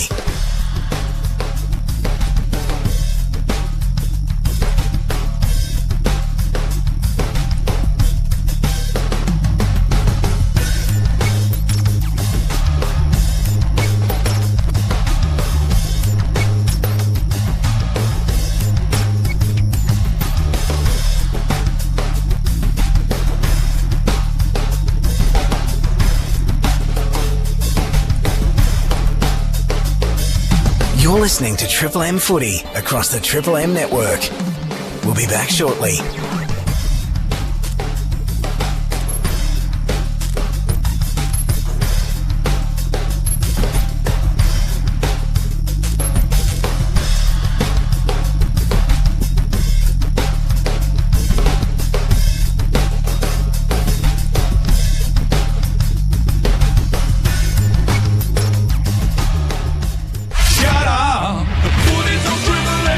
Triple M rocks footy. This quarter for IGA Liquor, where good food deserves a great drop. Quarter time at Marvel Stadium. The Bombers 5-2 in that first term. Essendon 5-1-31. North Melbourne 2-4-16. Josh Bruce and Kate McCarthy in the house. Sarah Ollie is on the boundary line. Jack Heverin calling the action with Baz. Ethan Meldrum with the Triple M Red Z lending stats, please. 15 points up at quarter time, the Bombers. Yeah, and they're dominating via turnover. 3-0 from turnover Essendon's way. 59 effective kicks to 28 their way as well. Double the intercept marks. Uncontested marks, 35-18 as well. Leading players on the ground. Jake Stringer's the number one ranked player. 6 disposals, 3 goals in the first quarter. Laverty, Redmond, Heppel, all 9 disposals. For North Melbourne, Jai Simpkin has 11. Bailey Scott, good as well. 8 disposals, 4 score involvements in a goal. And the Brisbane Lions were looking for their first win at the MCG since 2014. Heath, they started beautifully, but the Tigers are back. Yeah, Tigers red hot in this third term. Margins down to 12 points at the moment. Shea Bolton, 2 goals, 5 at the moment. Noah Cumberland, 4 goals as well. Yeah, it's just been Essendon's ability to basically take territory and keep the ball inside their forward half. Seen a number of times they've gone inside 50, brought the ball to ground. If they haven't scored from that direct entry, they've been able to force a turnover from North Melbourne's clearance and then score from there. And the big man brigade's looking really dangerous, isn't it? The forward line, Stewart, Peter Wright's bringing the ball to ground when he's out of position, and it's allowing players like Stringer and these guys to come into it more, and it looks like it's just a little bit too tall for North Melbourne to handle, and been doing a great job on Mackay. So we're underway for the second quarter for McDonald's and Ream Hot Water. Triple M rocks footy. It's a 15-point lead to Essendon as we start this second quarter, but it's North Melbourne clear from the middle. Davies Uniacke. Kick goes over the head of Larkey. Zurhaar comes crashing through. Illegally, says the umpire. Does have the tendency to take a couple out on the way through. Be a Bombers free kick in the back pocket. He'd be good in the 80s, wouldn't he have? Oh, he'd be a wrecking ball back then, wouldn't he? Come charging off the line. Caldwell flies high and marks on defensive 50 for the Bombers. He looks out here to the broadcast swing. He's got big Peter Wright, but it's going to land short, and it's punched out of bounds by Bonner. One of a boundary throw in, true wing position. Would have loved Bonner to take the mark then. The double fist to spoil out of bounds. He's always a good player as a defender, but in these days in modern footy, if you can take the intercept mark and set up your offence from there, it's a big win. Maybe a bit mindful of 2 metre Peter coming the other way, I think. Boundary throw in, Powell at the bottom of the pack, hand pass to Zeeble, hand pass to Simpkin. He runs away, tried to hand pass to Davies Uniacke, and he sort of missed the footy.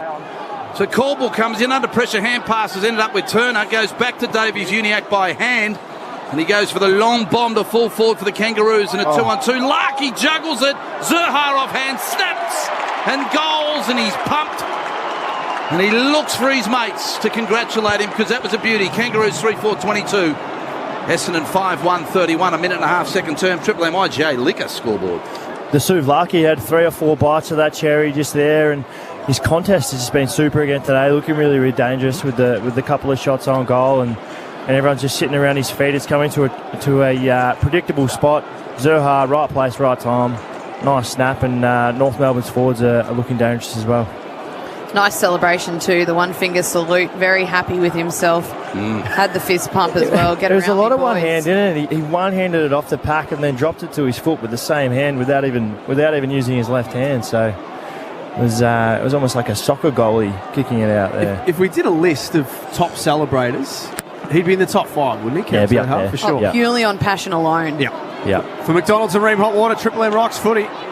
North Melbourne back to 9 points the difference, and they're looking sharp out of the middle to start this second quarter. Davies Uniacke off to Greenwood. High ball, Anderson in from the side. Had a couple of bites of the cherry. Couldn't mark. Simpkin waiting off the side of the pack. Snaps quickly. All clear. And through for a behind. But they've started well. They're 3-5. The Bombers 5-1. Triple M IGA Liquor scoreboard. Heath, I feel like North Melbourne are sort of really dominating clearances in this match. Is that correct? Yeah, spot on, Kate. 14-4 their way. They're plus 11 contested ball as well. Yeah, it just seems like they're winning the ball from the stoppage, but then Essendon are able to sort of set up and transition the ball out of the back half a lot better. Kate McCarthy, joined by Josh Bruce. Triple M Seabus super special comments this afternoon. The Bombers have chipped it around here. Got forward to the wing, and Durham's taken the mark. Called the plane, as you heard from the umpire, so he just loads up the full forward. Long ball right up, off hands. Martin's got it, hand pass Snelling. Broke one tackle, hand pass back to Martin. He's 25 out in the boundary line. Tackled by Curtis Taylor. The ball underneath both players. The umpire will ball it up. 40 out from the Bombers goal. Just following on from Kate's point, it's not the traditional way to win a game of footy, is it? You think contested possession, clearances, these numbers, get yourself in the territory game, but it goes to show Essendon's offence from defence to forward 50 is really strong. Josh Bruce and Kate McCarthy. All the Triple M Seabus super special comments. Powell can't find any space, and it'll be balled up. Left forward pocket to the Bombers. Their forward 50 is like schoolyard footy at the moment. High ball in, Kate, and they just all jump. Every single one of them. Jack of the pack. It's good fun. Goldstein works together with Davies Uniacke, and Scott from defensive 50 passes. A sharp kick into the middle. Anderson had to go and make Larky's the play. out. He did. He's got Larkey. The kick doesn't find him though, and Laverty knocks it away. Yeah, good closing speed, wasn't it? And he's got a free kick for being caught high as well. Just that kick, just slightly to Laverde's favour. It needed to be just missing out in front, over towards the grass a little bit more, allowing Larkey to run onto it. They were out then, weren't they? That's one of those ones, Josh. You don't care as the forward if it hits the ground. You just want it out in space. It doesn't have to be to your chest. Just get it out in front and you can burn your defender to it. Kelly, Nick Martin for the Bombers. He's on the wing broadcast side. He hand passes sideways to Redmond on his own. Just inside the boundary line, he drills a beautiful pass to Durham. who takes the mark forward of the wing. Hand pass back to Redmond, who continues to run. Then squares himself up to drive a long drop punt, and again, as Jack said, a few fly in the air. Stringer had it off hands and just about got away and then slipped through his fingertips. He's filthy with himself because he had a bit of space, and the umpire will ball it up after the midfielders pile on top of the footy. 38 from the Bombers goal.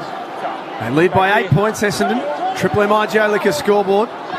Starting to get a bit of footy inside their attacking area. Stringer kicked off the ground. Caldwell handballs into the goal square for Stewart. He kicked his second.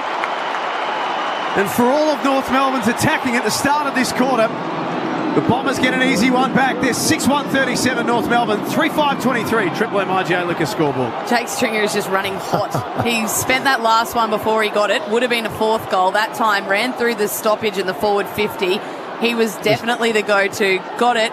Didn't quite take it cleanly, but just did everything he could to keep willing the ball forward. Just laid a little slipper on it, didn't he? A little through ball for Caldwell, and who unselfishly passed it on to Stewart in the goal square. And yeah, as you said, he's got the Midas touch today, Jakey.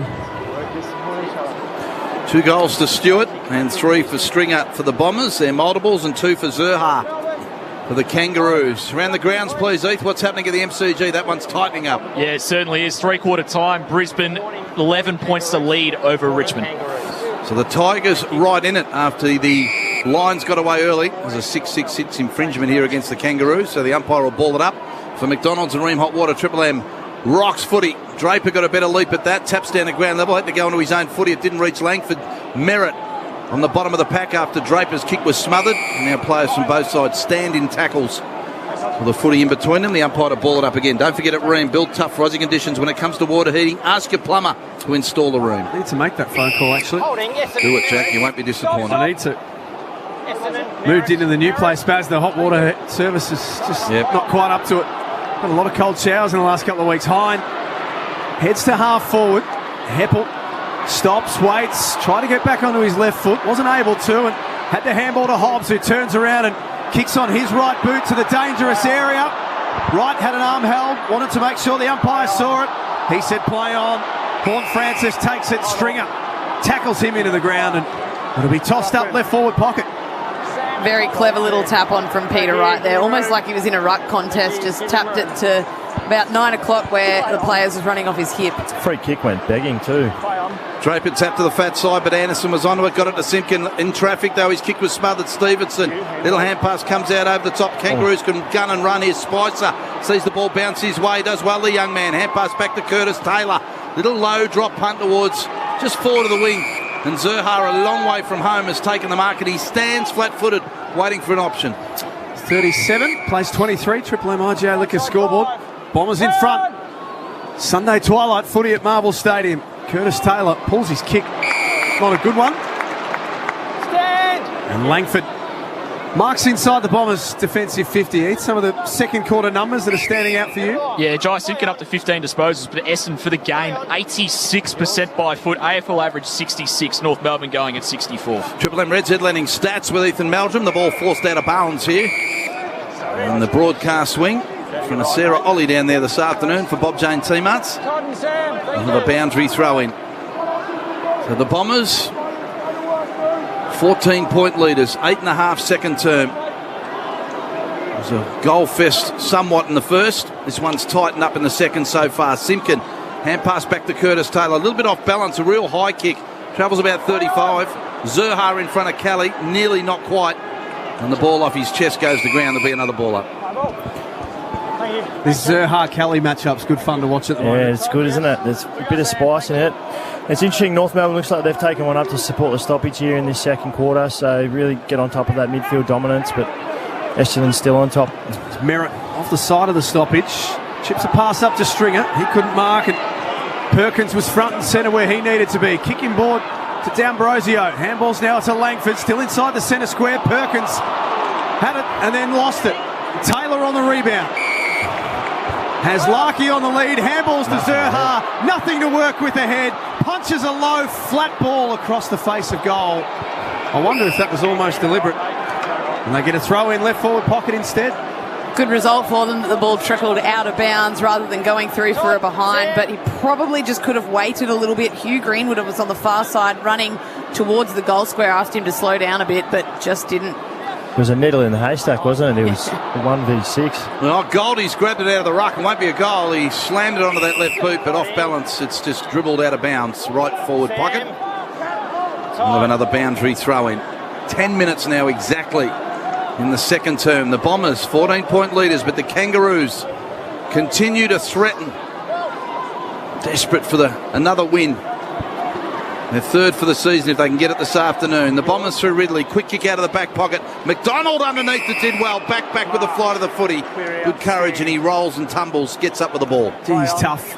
Best and fairest winner in 2020. He's had another really good season. Into the pocket he heads.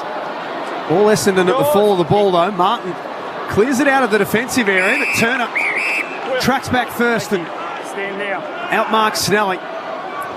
Seems like North Melbourne have got all the territory this quarter, don't they? It's just living in their front 50. And you've jumped to the side. And 50-metre penalty here against Snelling. It was a stand rule infraction. He's moved just slightly, and Kane Turner's going to be pretty much having a shot from the goal square here. Sorry, Jack. Snelling thought he was outside 5, but the umpire had told him to stand. He then started retreating and moving laterally, so it was a clear 50 after the umpire had said stand. Well, this is almost a freebie for Kane Turner, who was one of the late inclusions today.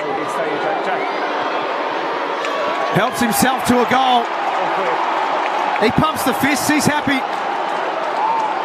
He's fourth of the season, and the Kangaroos just continue to hang around. They trail by 8 points. Triple M IGA Liquor scoreboard 4-5 to 6-1. 11 and a half minutes gone. I mean, we've been speaking about North Melbourne's clearances and contested possessions this quarter and in the game in general, and how they were behind on the scoreboard, but it was a matter of time. It's good reward for effort for North Melbourne. I feel like they've really been on top this quarter in particular, and they were able to get the scoreboard dividends there. Well, if you're worried about North Melbourne's passion and their will to win a game of football, just have a look at Kane Turner's celebration there. He absolutely loved that, and you know what? I love to see that. They've won 2 games for the season. They're well and truly in this one, but he's just trying to get the boys up and about for the rest of this match and give them a shot at winning a third. Harvey Norman replay. Big smile on his face from McDonald's and Ream Water. Triple M Rocks footy. Ball thrown in the air. Punched out to Scott on the wing for the Kangaroos. They get another clearance here. Over to Anderson by hand. Back to Scott, and he's got some paddock to run into. Tucks it under his arm. Kick the half forward to Zeeble. Spoiled the ground level. Durham overran it. Zeeble will go again here. Hand pass back to Stevenson. Runs into the tackler. He's rolled around on the ground. The umpire lets the boys play. Ball still in dispute. Caldwell have got about 12 players hang around this footy in dispute. Stevenson sees it punched his way. Hand pass to Powell. High kick inside. Redmond's in front of Spicer. And he marks for the Bombers on defensive 50. You kick. And now Hobbs. Stand. Jump out here, please. Game number 15 today. Pick number 13 in last year's draft. Play on. Definite player for the future for the Bombers. He's told to play on. Hoists a high ball to the city side wing. That's through a couple of sets of hands. It's not out of bounds yet, and now it is. Perkins had tapped it to the advantage of Jones, but he was out of bounds. Let's get to Sarah for Bob Jane Teamarts. Jack, I've just spoken to the Roos. Now, Jack Zeeble, he is nursing that elbow issue. He's got a guard on it. He's in a bit of pain, but he's tough, and he's going to play out the game. A bit of a disquiet over the crowd at the moment, and just looking around, some very glum-looking Essendon supporters. Bob Jane Teamarts look after you. Buy 3, get 1 free, plus instant cash back on the top tyre brands. Right for the Bombers, kick the half forward. This time, Stringer out of position. Luke McDonald, good mark. Just on the Zeeble elbow brace, that's generally from a hyperextension, that is. So he might have just copped one and hyperextended slightly and just protecting some of the ligaments there, Kate. It can tickle but not cause any real damage or permanent damage there. Josh Bruce, joined by Kate McCarthy today. Triple M Seabo Super special comments. Seabo Super making hard work pay off. If you like to walk along the beach on a hot summer's day, you'll be listening to them, because they're quality, and that's a great thing to do. Kick towards the wing out of side as Davies Uniacke in front of his man takes the mark, defensive side of the wing. So the Kangaroos looking to chip it out of the territory. 8-point leaders only, the Bombers here, 14 and a half second term. You do a bit of beach walking, Baz? Absolutely. Do you? Yeah, not enough though. Just come back from holiday. I did. It was nice. It was a work trip. You've got a nice tan, actually. Junket. Ditto. Genuine tax write-off that holiday. It was Redmond. Marked and then wasn't sure what to do. Turned around and had to go back to where he came from. Looks the outer side of the ground. The Bombers just hold up here. North Melbourne are pretty well set up behind the ball. Redmond marks and then Hine tucks it under the arm and runs away. A bounce and then a long, deep ball. Jones will fly in from the side. Brilliant mark, young man.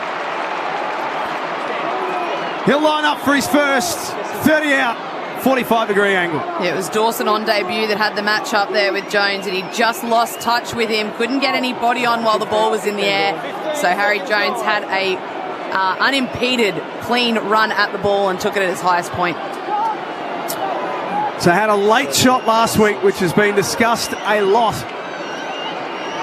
But he's playing very good footy and has got a lot of talent, as we just saw. Now about the finish, which was never in doubt.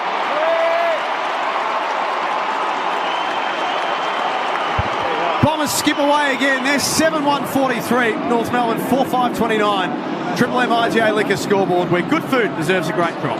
Yeah, you just mentioned it there, Jack. I mean, obviously we spoke about Jones last week having that shot that hit the post in the loss to the Pies, but he would have been nervous over that one. First shot again, but he's absolutely flushed it. And I really like the different dimension that he's bringing to the forward line. I think that they've been really going really well since he's been being back in the side. He brings a lot to him. He's going to be a really good player for Essendon for the next 10 years or so. Let's go around the grounds, Heath, please. The MCG, the Tigers and the Lions. Yeah, a couple of goals to either side early in the fourth quarter. It's Brisbane by 11 points, 14-9-93 over Richmond, 12-10-82. Well, we'll keep a close eye on that one. The Lions trying to get a first win there at the MCG since 2014. Wouldn't they love to do that before coming into the finals? For McDonald's and Ream Hotwater, Triple M Rocks footy, Greenwood gets the clearing ball. He was under pressure, though, with a kick. And Hine marks a true centre-half back for the Bombers. Was floated about 20 metres, and Hine was there. So a short kick.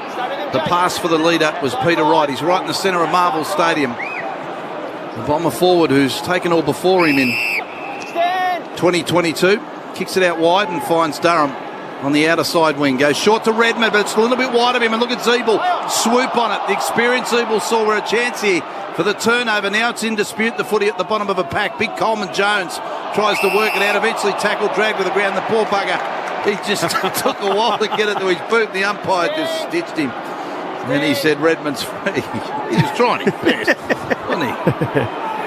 Oh, he's a little unlucky. Yeah. Redmond chips it out in front of Stringer. He was chopped, pushed in the back. Take your pick. Free kick, it just like Luke McDonald not too happy about it. Triple M Harvey Norman replay. Nice here. Nice here. Thanks. A man on the mark, 51 metres out, but with 3 goals to his name already, he's feeling pretty good. You wouldn't rule him out here. Yeah, it wasn't the initial arm chop. It was just a slight tug of the jumper after the ball had already come off Jake's hands, and the kind of form he's in, he'll run around the man on the mark and pipe this through. Goes back on a long run up. He's going to kick from 55 metres out. Jeez. He took off the moment it left his boot. Maybe he should have stayed. No, now he's just pretending that he was getting in the zone, Jack, but we all know he was celebrating there. Rush behind. Bombers extend their lead by 1 to 15 points. Triple M IGA Liquor scoreboard. It's a little premature celebration. Reminds me of our man Nate Brown many years ago. Yeah. Who, halfway running to the bench and then celebrated a draw.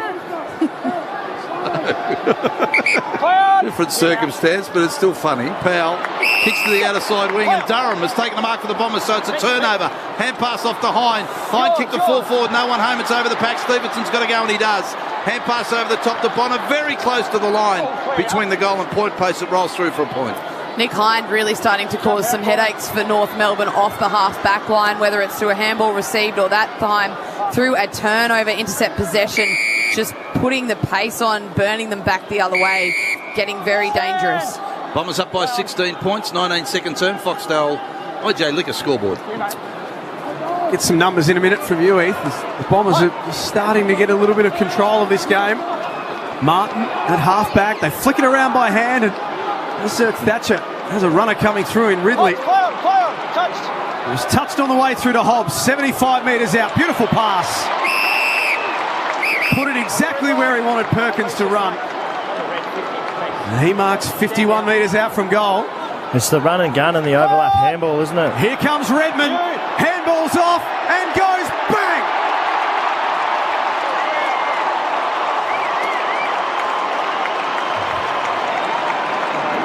Now they're starting to flex.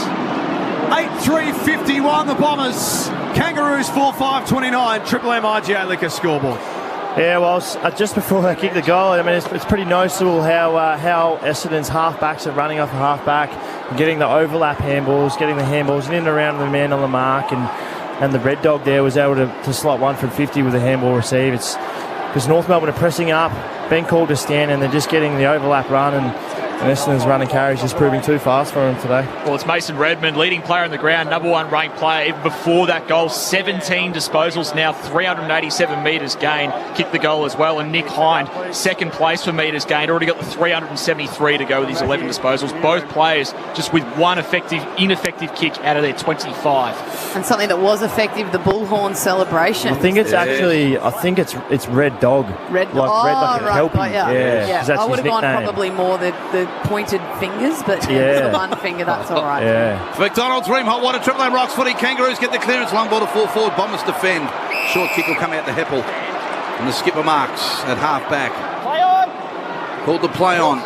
The football back here to the wing. Guelphy caught behind Stevenson. Umpire has... North Melbourne. Who is it? Is it Forbes? Okay. Jackson Archer holding. A free kick to Archer. Interesting to use your own nickname as your celebration, don't you think, Brucey? Yeah. Yep. Bit of me time. I might have to pull out the juice box. Yes. Archer kicks the half forward.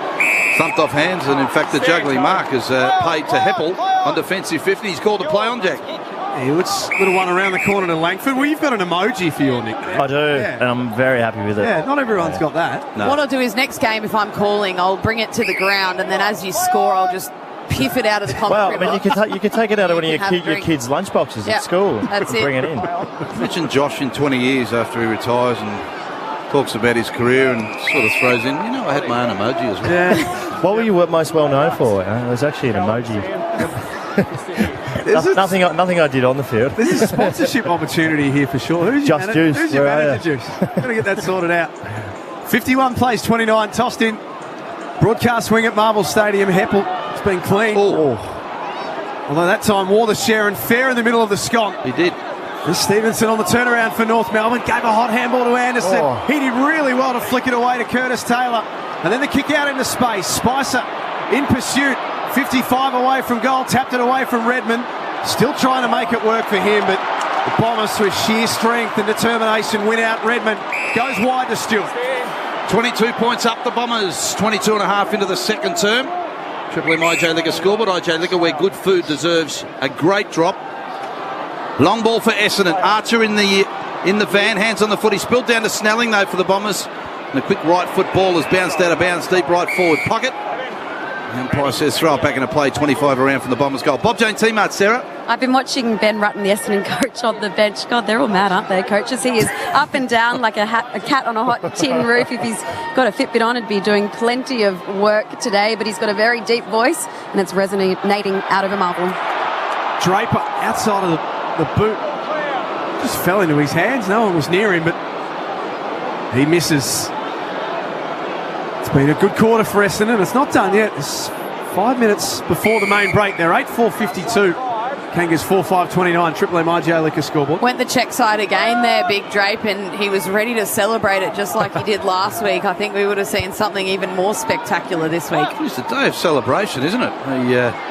With the goals, we like it. In the wing position here, Essendon had possession. It was Draper to Heppel. Heppel to Ridley by hand. Then the Merritt by hand. Still another hand pass over to Snelling. Another hand pass back to Ridley, who kept running on. Kick to the forward pocket off hands. Perkins, he's about 25 out. Sums it up, has a snap and misses.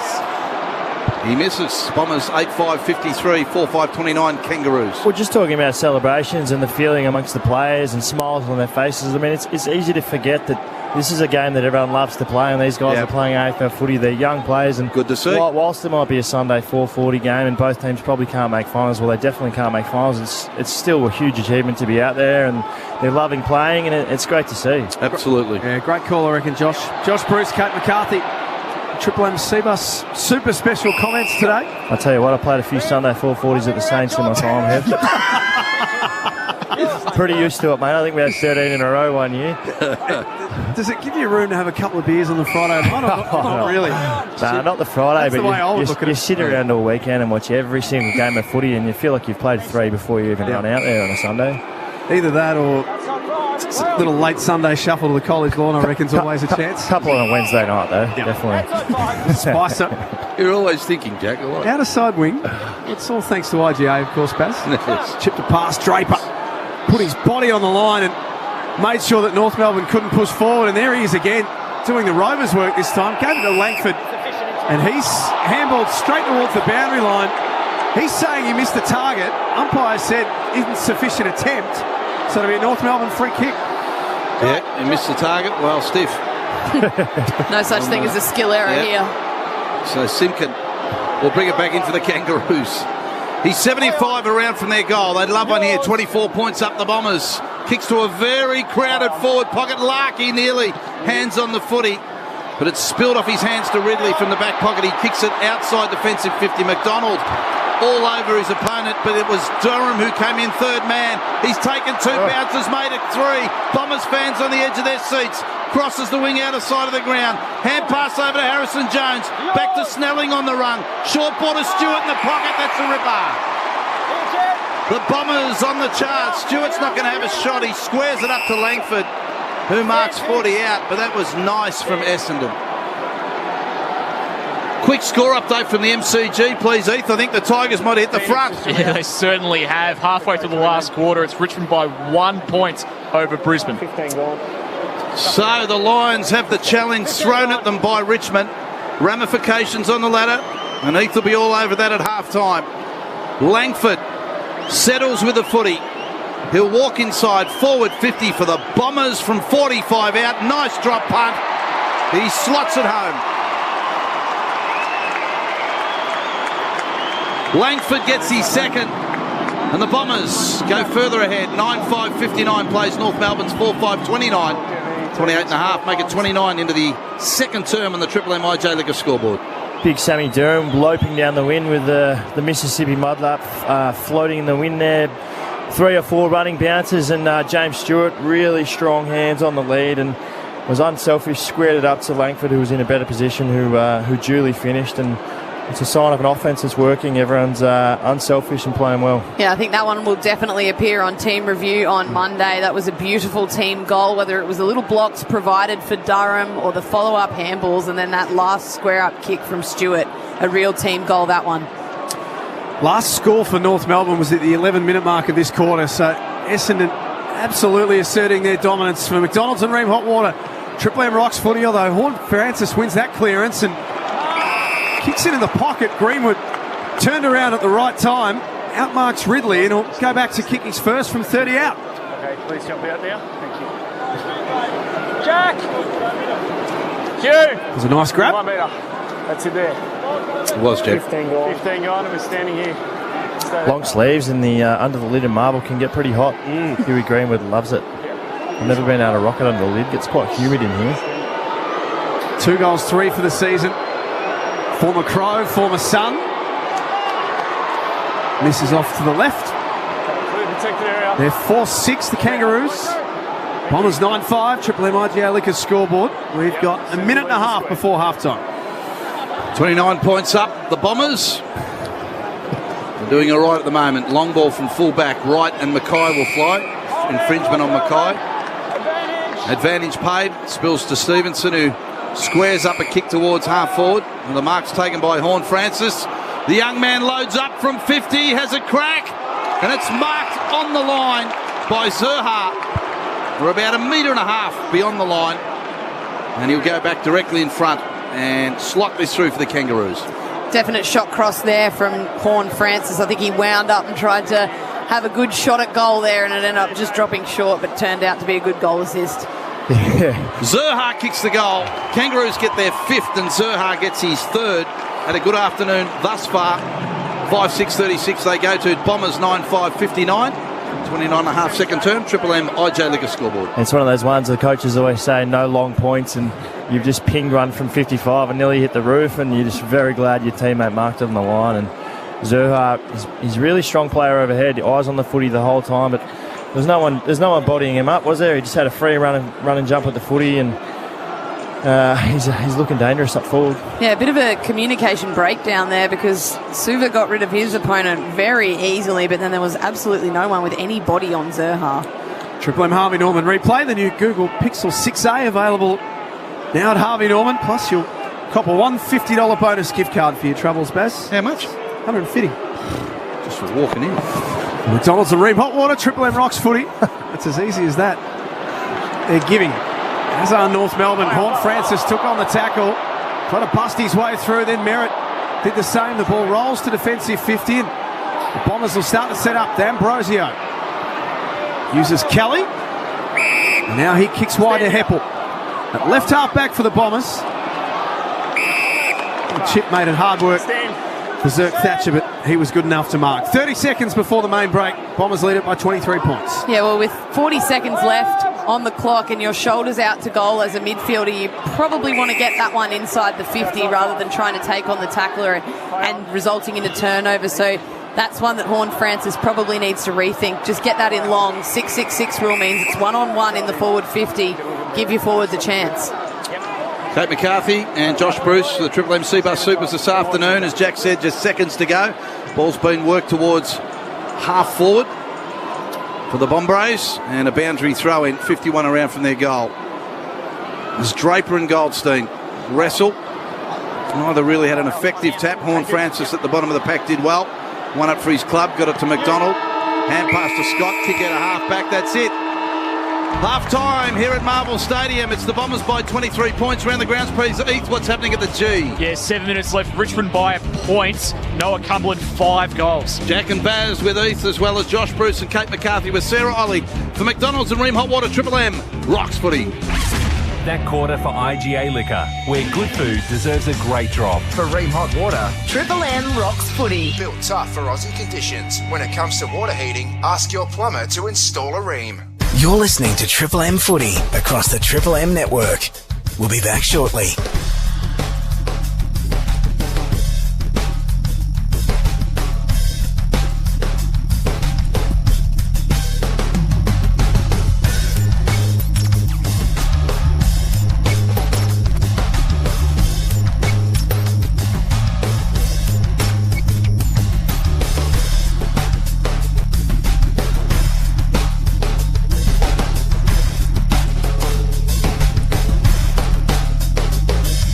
You're listening to Triple M Footy across the Triple M network. We'll be back shortly.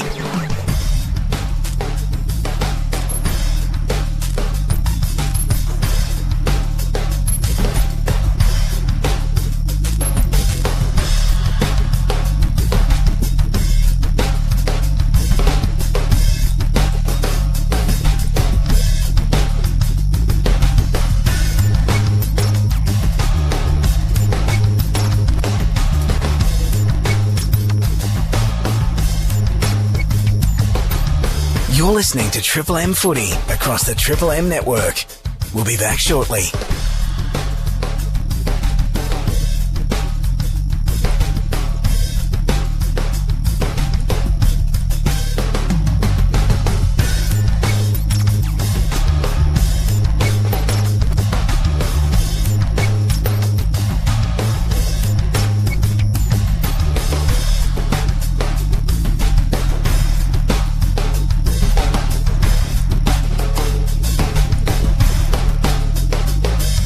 You're listening to Triple M Footy across the Triple M network. We'll be back shortly.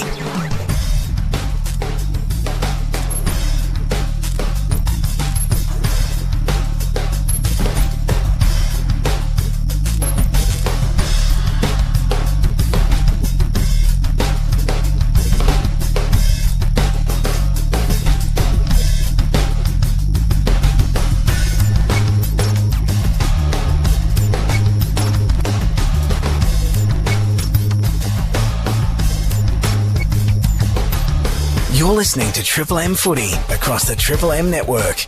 We'll be back shortly.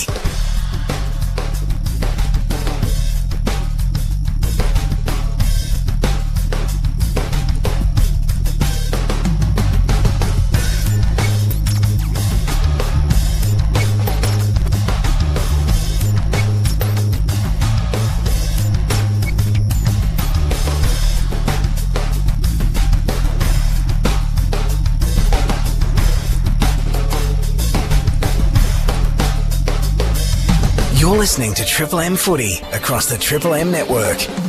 We'll be back shortly.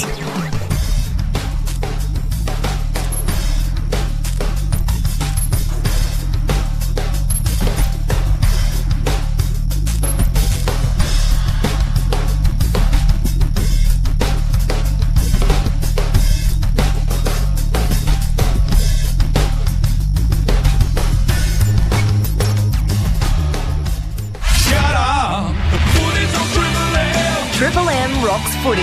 This halftime break for Bosch 18-volt bi-turbo brushless tools. One battery, corded power, backed by a 6-year warranty guarantee.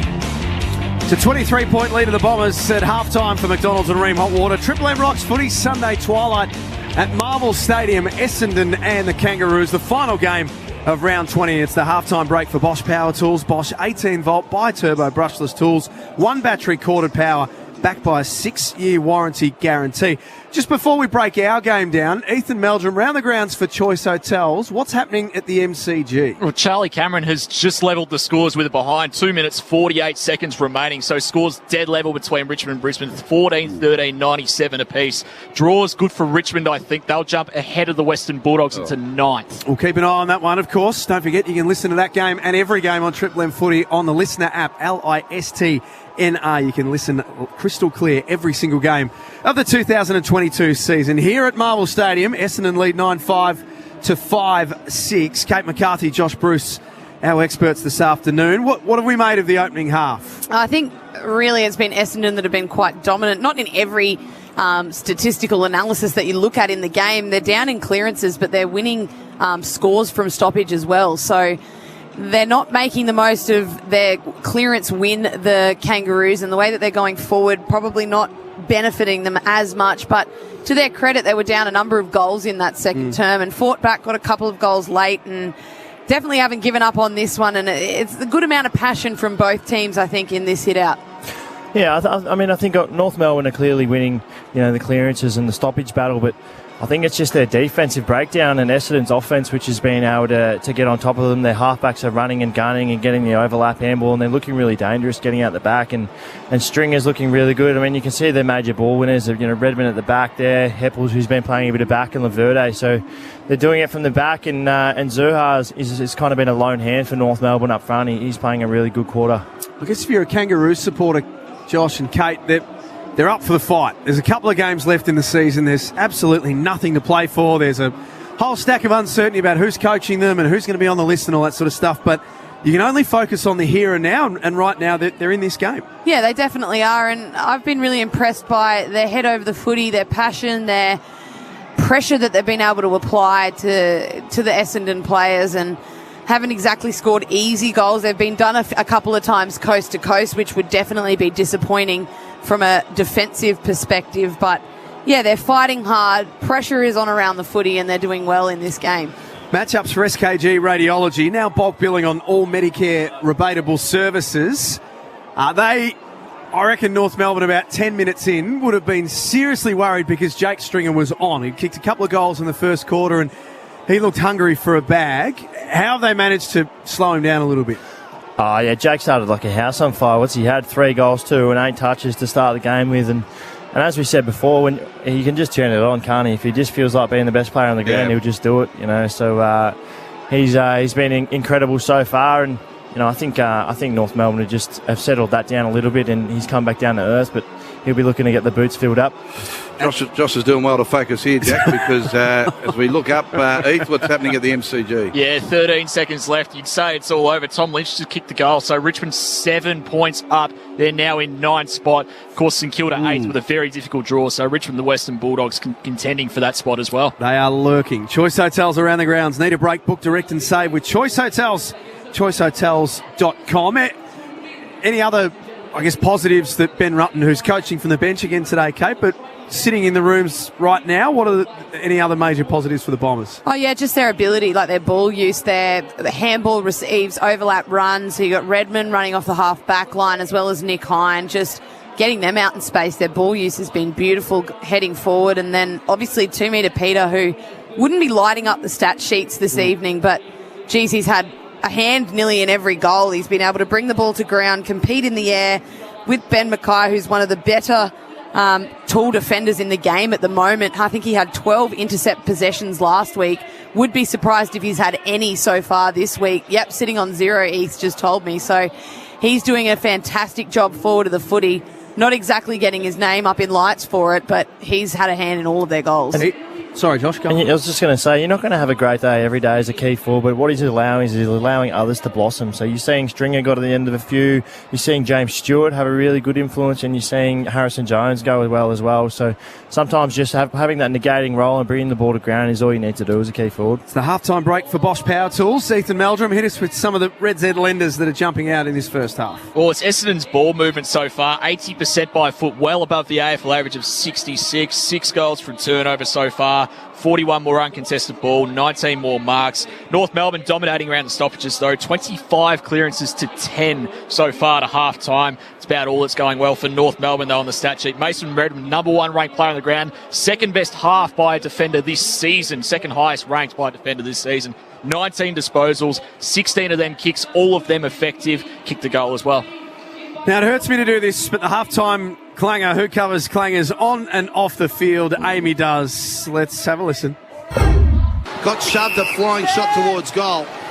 And the Bombers through Zerk Thatcher, that'd be, Jack, thank you, has taken the mark at full-back, kicks to the back pocket to Redmond. Wasn't my idea, Bass. No, look, as much as Blame George. It's tragic for me to be highlighted on the Amy Clangers, but it also highlights a problem for the AFL. I mean, these hyphenated names, it's got to be looked at. Give me Bruce, McCarthy any day. Smith, Jones, Coleman, Jones, and what do we got? Zerk Thatcher. It's becoming more prominent. Davies, Uniac, Horn, Francis. Give me a break. Well, that used to be Trent Dennis Lane's nickname. His nickname was Hyphen, so... Let's count them up during the break. At the main break, note for McDonald's and Ream Hot Water. Triple M Rocks footy. It's the Bombers who lead by 23 points. Second half's coming up shortly. That halftime break for Bosch 18-volt bi-turbo brushless tools. 1 battery, corded power. Backed by a 6-year warranty guarantee. From Ream Hot Water and McDonald's. Triple M Rocks Footy. You're listening to Triple M Footy across the Triple M network. We'll be back shortly.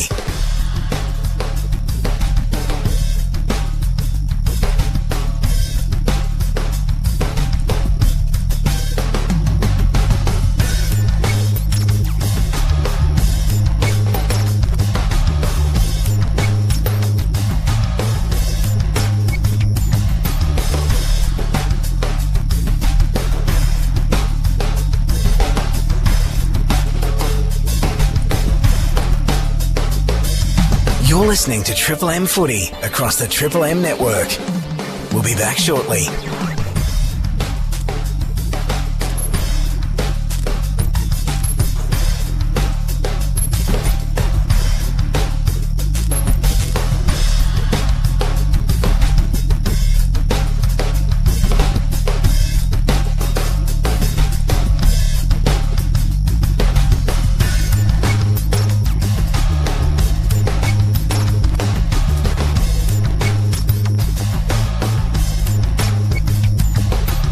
You're listening to Triple M Footy across the Triple M network. We'll be back shortly.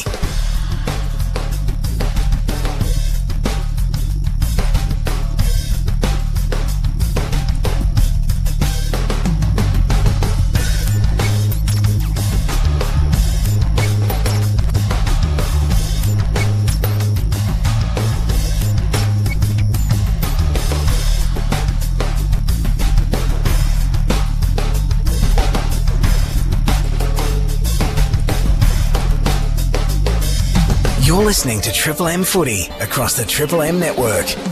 We'll be back shortly.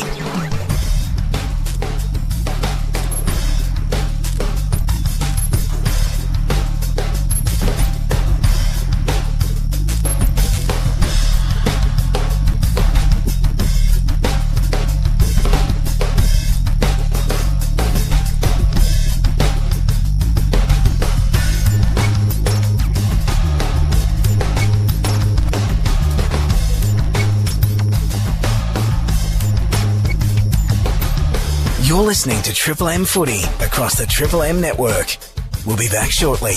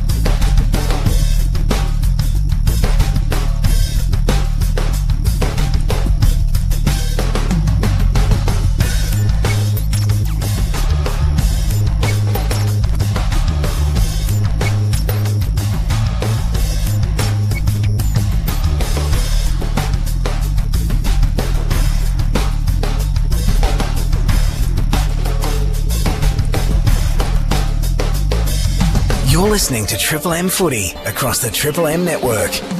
We'll be back shortly.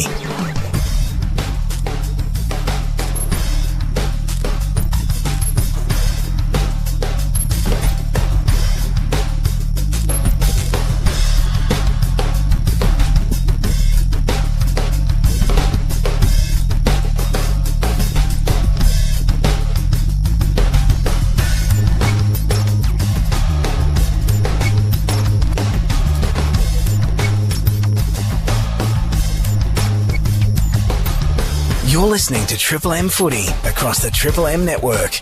We'll be back shortly.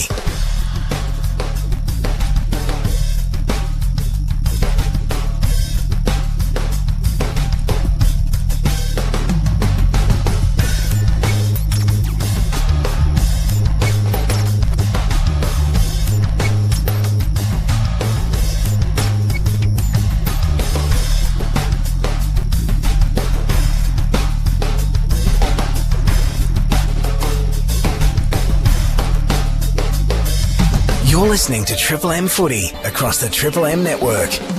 We'll be back shortly.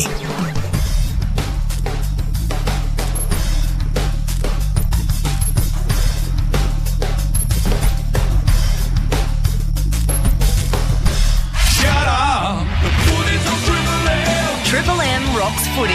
This quarter for Beacon Trade, supporting tradies with over 120 stores, expert trade teams, design services and a huge range of electrical accessories. Beacon, making every tradie's job easier. Half-time break coming to a close here at Marvel Stadium. The Bombers and the Kangaroos, Essendon by 23 points. And we just had a result at the MCG. The Tigers have got over the line against the Brisbane Lions. Josh Bruce is in the house with Kate McCarthy. Ethan Meldrum, just that score again at the MCG. And please, ladder ramifications as well with the Tigers getting over the line against the Lions. Yeah, Richmond 15-14-104 defeated Brisbane 14-13-97. So they're now 9th on the ladder, overtaking the Western Bulldogs who are 10th. Brisbane now locked in at 5th, percentage behind Sydney in 4th. But just looking at that final 8 spot, Carlton 7th, St Kilda 8th. Both play 3 of the top 5 teams remaining. Richmond half a game outside the 8 and 9th, and the Dogs a game outside the 8, both with really strong percentages. So race for the final 8 is currently on at the moment. That's a real disappointing one. I know hoodoos are probably more interesting for us on this side of the ground, but however, the Lions would have loved to have ticked that one off, and it's not only just for the fact of winning a game at the MCG. Such an important 4 points for them. They'll be pretty filthy tonight. Yeah, I think they might have ticked that one off halfway through the game. They were up by 42 points, and then the Tigers came back from that to steal the victory right in the dying seconds. So definitely one they'll be livid with, I would say. Chris Fagan did not look happy, and he's one to not hold back when the performance in the second half is subpar, and that's definitely what it was in today's match. And a big day, obviously, Josh, for Shane Edwards in his 300th game, and seems like one of the nice people of footy from the outside looking in. Yeah, I mean, incredible effort to play 300 games, and it's funny, you know, you think about Shane Edwards. He's a triple premiership Tiger, and he's been a star of the competition for such a long period of time, but somehow he's still sort of underrated, if you know what I mean.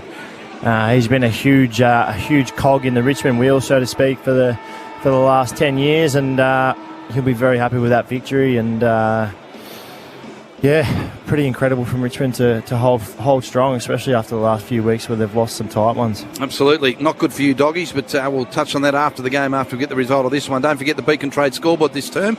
The Bombers with a 23-point lead. They supported tradies with over 120 stores nationwide, expert trade teams and exclusive trade services, a huge range of lights, fans and electrical accessories, making every tradie's job easier. Beacon Trade, let's make light work. On the boundary line this afternoon, doing a ripping job as always for Bob Jane Team Arts, is Sarah Ollie. Thank you, Baz. Now, good news for both sides when it comes to injuries. No significant injuries, so both medical subs, they remain unactivated. So for the Bombers, that is Jai Menzies, and for the Roos, that's Josh Walker, Baz. Thank you. Bob Jane Team Arts look after you. Buy 3, get 1 free, plus instant cash back on top tyre brands. Call 13 26 25 or order online today, bobjane.com.au. And just mention Sarah's name. They might even give you a little bit more of a discount. Both sides setting up to start this second half. Josh and Kate, expectations with the Bombers up by 23 points. Yeah, well, I think it'll be much the same. I mean, Bombers are able to get right on top there in the second quarter with their run and gun from halfback, and they just look a little bit too slick in the first half. It'll be interesting to see how North Melbourne go. They were winning all the contested possession and clearances early, and it'll be interesting to see if they change anything up in terms of their forwards or stopping the defenders from running off some of their forwards. Kangaroos' second halves, Kate, have been a massive problem for them. Across the season, they won 5 quarters and lost 31. They're minus 556 in second halves. Yeah, well, they'll definitely know that. That's obviously something that's usually brought to the players' attention, and I wouldn't be surprised if that's been spoken about in multiple weeks leading up to this one. That's obviously not a very good record.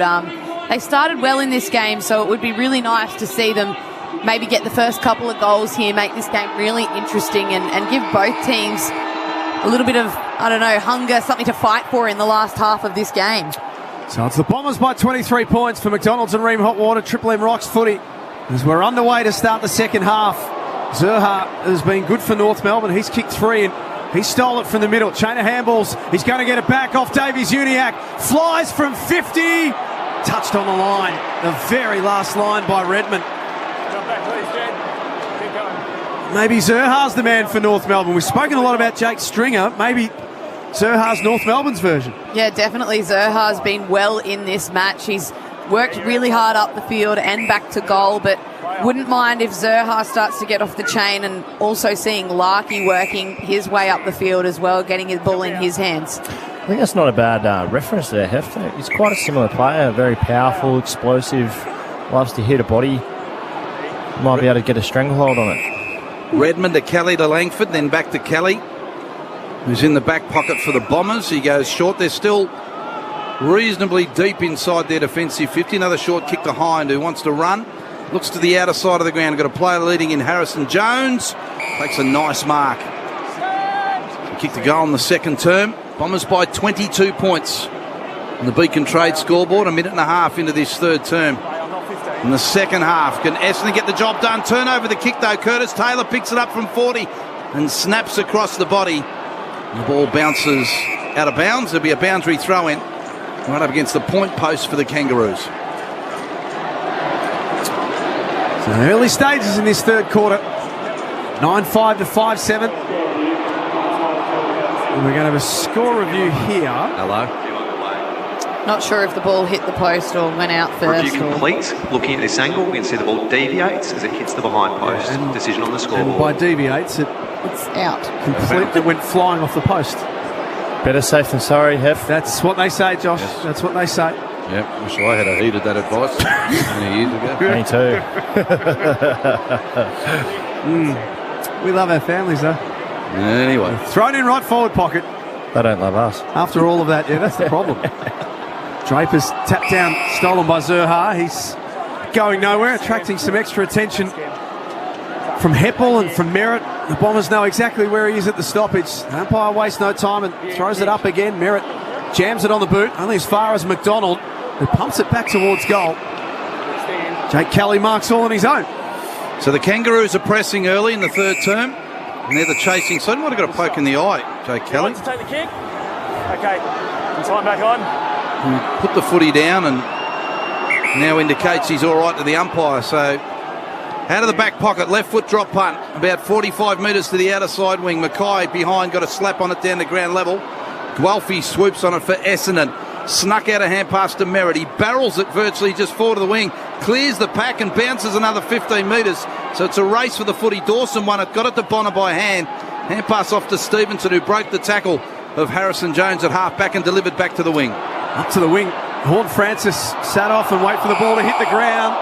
Dropped at the knees and then threw it. Heppel handled that situation really well, Kate. So did the umpire too, noticing that he dropped the knees, trying to get the free kick, and then gave up the throw. So good officiating from the umpire. Kelly has a fumble. Zerha wills himself onto the contest. Handballs out in front of Lazaro. Now Spicer's away. Left foot snap. Oh, no good. He's burnt the captain there too, Zeeble, with the arms out. Oh, hear about that one tomorrow. 5-8 to 9-5. Triple M Beacon Trade scoreboard. Maybe even a text on the way home, Josh, just to Well, it's fresh in the mind, you know. Hines played on. He's dropped the footy. Larkey swooped on it. They're a chance here again, the Kangaroos. Hand pass Siebel. Real short kick, won't be 15 to Zurha. Hand pass back to Siebel on the boundary line, 45 out. Hand pass Curtis Taylor, 45 out. Got dragged on the kick. And it spills into the arms of the Bombers with a long kick outside defensive 50. Guelphy looks like he's been shot from the crowd. He gets up holding his head. He rolls around on the ground. He's got the free. You know you're in trouble when you get a text from a skipper on a Sunday night, Barry. Yes. Yeah, absolutely. Burn the skip. That's yeah. Don't forget I sit on the selection table. Even off the field. Guelphy drives to half forward, out the back. Draper couldn't mark. Martin took off, got away from Stevenson, laid it off to Zach Merritt. He takes care of the rest. That was a little too easy. The Bombers are 10-5. North Melbourne 5-8. 5 minutes gone. Triple M Beacon Trade scoreboard.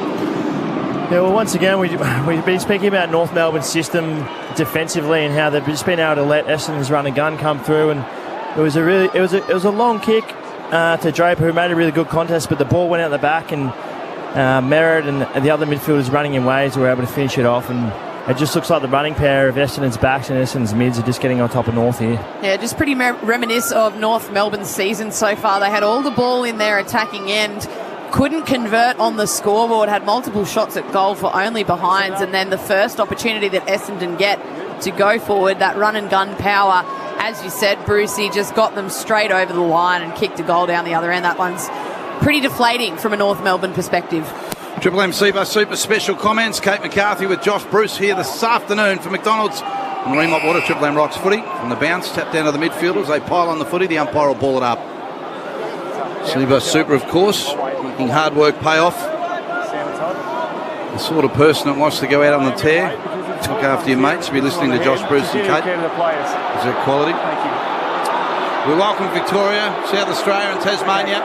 News is here that the Bombers have a comfortable lead, and lead by 28 points as we're 6.5 into the third term. And the ball's thrown in the air in the centre of the ground. 3 goals to Zurha for the Kangaroos, the major goal scorer on the ground, along with Jake Stringer's got 3 for the Bombers, all in the first term. Ball thrown up. Goldstein had it, lost it. On the ball. Merritt gets a free kick. Play on. Josh Bruce, Kate McCarthy and Jack Heverin here this afternoon. Nice kick from Merritt too, Baz. Long deep ball that slipped through the fingertips of Peter Wright. Now Bailey Scott. Dangerous kick across the face of goal. Fist from Durham was okay. Ends up rolling through for a behind, but there's just no space out here for the Kangas. They're 10-5. 10-6 now, the Bombers, I should say. North Melbourne 5-8, 38. Triple M Beacon Trade scoreboard. Stevenson from fullback. Delivers to Davies Uniacke at halfback. Through his fingertips, Anderson swoops on it for the Kangaroos. Got it to Archer. Little hand pass safe to Coleman Jones. Another one to Curtis Taylor. Little drilling ball is good. And Horn Francis marks a true centre halfback. Ethan Meldrum on the Triple M Red Z landing stats. How much for Horn Francis so far this afternoon? Jason Horn Francis, 10 disposals. Cam Zurha already 5 in this quarter. You can make that 11 for Horn Francis. The kick goes out wide. City side wing, Callum Coleman Jones. Still too far out to score. Looks into the pocket. Spicer couldn't get a run at it. A couple of Bombers teammates collide. Kelly went crashing in. It's off hands and out of bounds for a throw in. Every now and again you can just see exactly why they've taken Horn Francis to the number 1 pick, can't you? He's a really smooth operator, the way he moves. It reminds me a lot of Paddy Dangerfield with the way he moves. He looks like a real bull, and at 18 or 19 he's going to be special. Goldstein snatches it out of the ruck. Snaps towards goal, but Zirk Thatcher there at fullback takes the mark. Kicks out to halfback, and Durham takes the mark for the Bombers. Just on that point, it's just whether or not they can keep him, I suppose. A lot of talk as to whether he'll head back home to Adelaide or where he'll go from here, but you think for the development of North Melbourne, keeping him would be pretty important. Yeah, I think so, and I think there was a bit of media hype around him, getting in a bit of argument with his teammate and things like that, but I took that as a positive. I took it that he actually cared about the club and the position they were in, and I didn't mind it. Bombers by 28. We're 8.5 into the third term. Caldwell fights for the footy on the wing. He's got a bit of magic through traffic here. Had 5 Kangaroos around him. Managed to weave around them and hand pass back to Redmond. Gives a little kick back to Laverde. He's coughed his kick up. And Spicer's marked on the wing and hand passes off to Davies Uniacke. So the Kangaroos on the charge. Hand pass off to Greenwood. Oh, jeez. He said he's made up with a hand pass, Josh, that you just don't want to get in Simpkin. He got dragged to the ground through to the Bombers. Just that real lack of awareness, that game awareness from Phoenix Spicer. Did the team thing and gave a handball off, but when you've got an intercept possession like that, you've just got to go because you're going to have free numbers ahead of the ball. And that's what Essendon do, Kate. They go. Jones on the lead, marks 52 out from goal. He's got all of the tall timber forward. Sits it up high. They've been running and jumping at it all day. That time Wright couldn't mark. Hobbs at ground level. Now Wright back involved. Hobbs underneath there too. Snelling dispossessed. Now Powell for the Bombers. His kick was smothered. It'll be thrown in. Right forward pocket. Essendon lead it by 28 points. Triple M Beacon Trade scoreboard. Just on that quick turnover, as Kate said, you'd love to see him go quickly forward and bang it in. They had Larkey out on his own, and I just remember being in the key forward shoes, and you just think you're in for a certain goal, don't you, Kate? And they muck around with it around the arc. It can be frustrating. Nothing annoys you more as a forward than a little bit of overuse from midfielders, that's for sure. Boundary throwing, they pile in on top, still right forward pocket for the Bombers. And it's thrown in the air. Draper down to a sea of players. Merritt sort of lurks around with Caldwell. Lays a heavy tackle. The umpire no choice but to ball it up once again. So still about 25 metres around from the Bombers' goal as Archer gets up and hands it to the umpire. And Draper couldn't win that tap. Coleman Jones did. Stevenson kicks quickly but with no intended target. Bombers 55 metres away from their goal. Hine worked his way through, and now Kelly can change direction. Still inside the centre square is Heppel. Crowded forward line up ahead, so takes his time. Kicks it out in the path of Wright, who crashes the pack.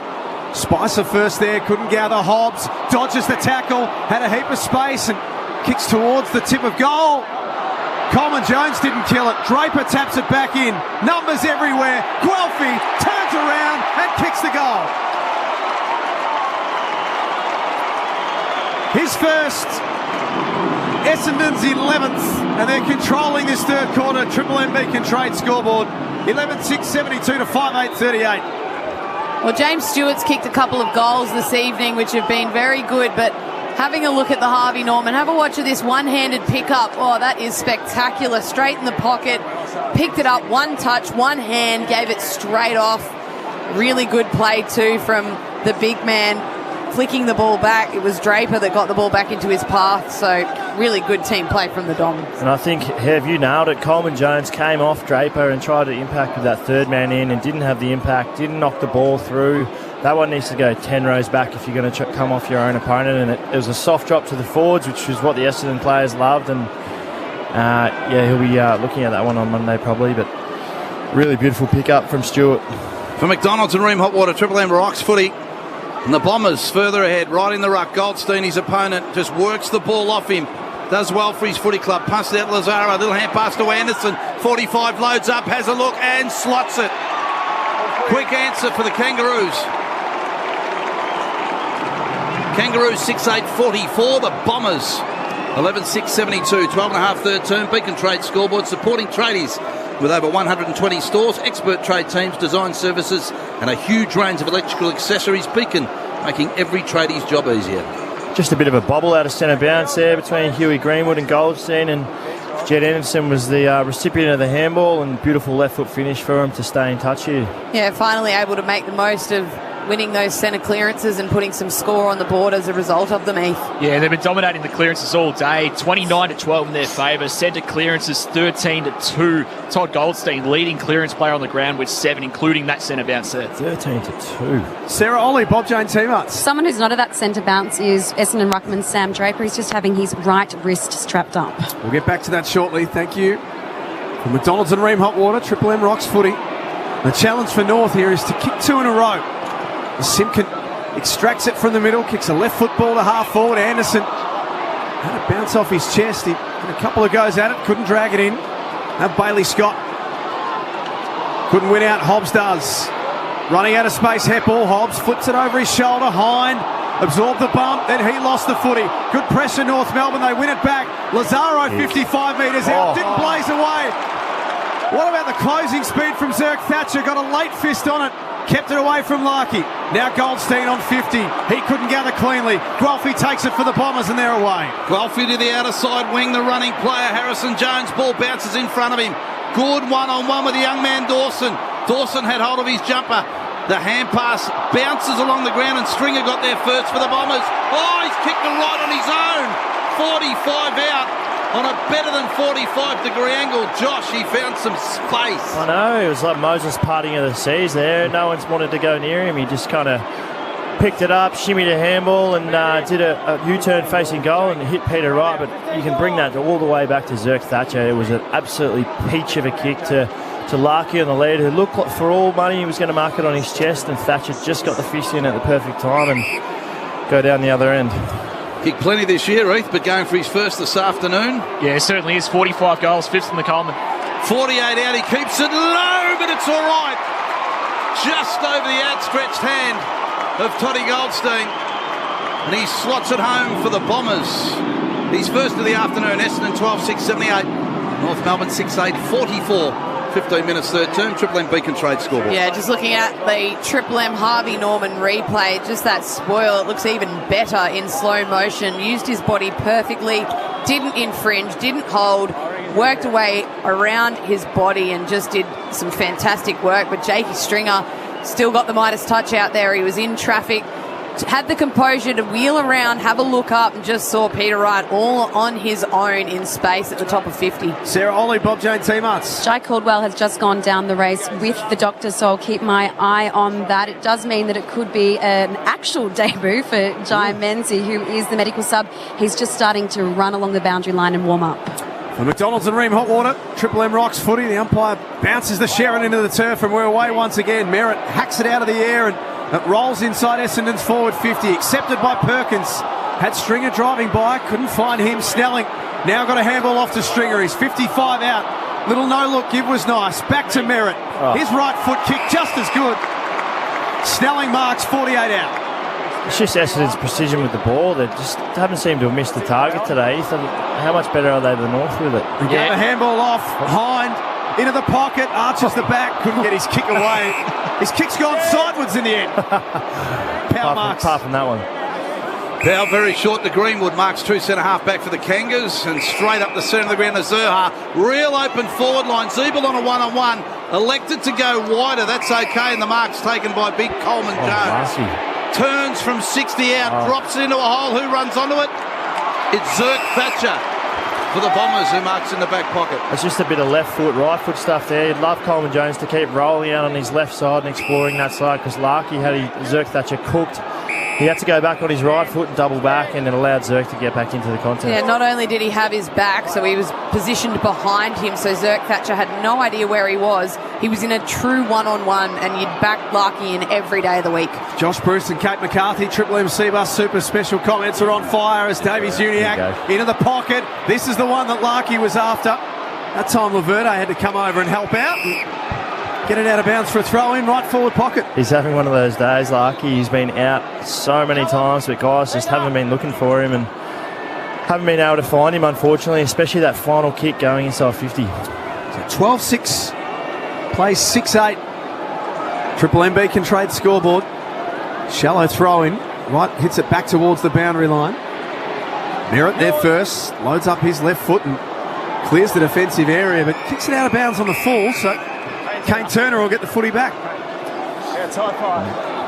So Turner receives it from a Bombers fan in the crowd, who nicely handed the footy back to him.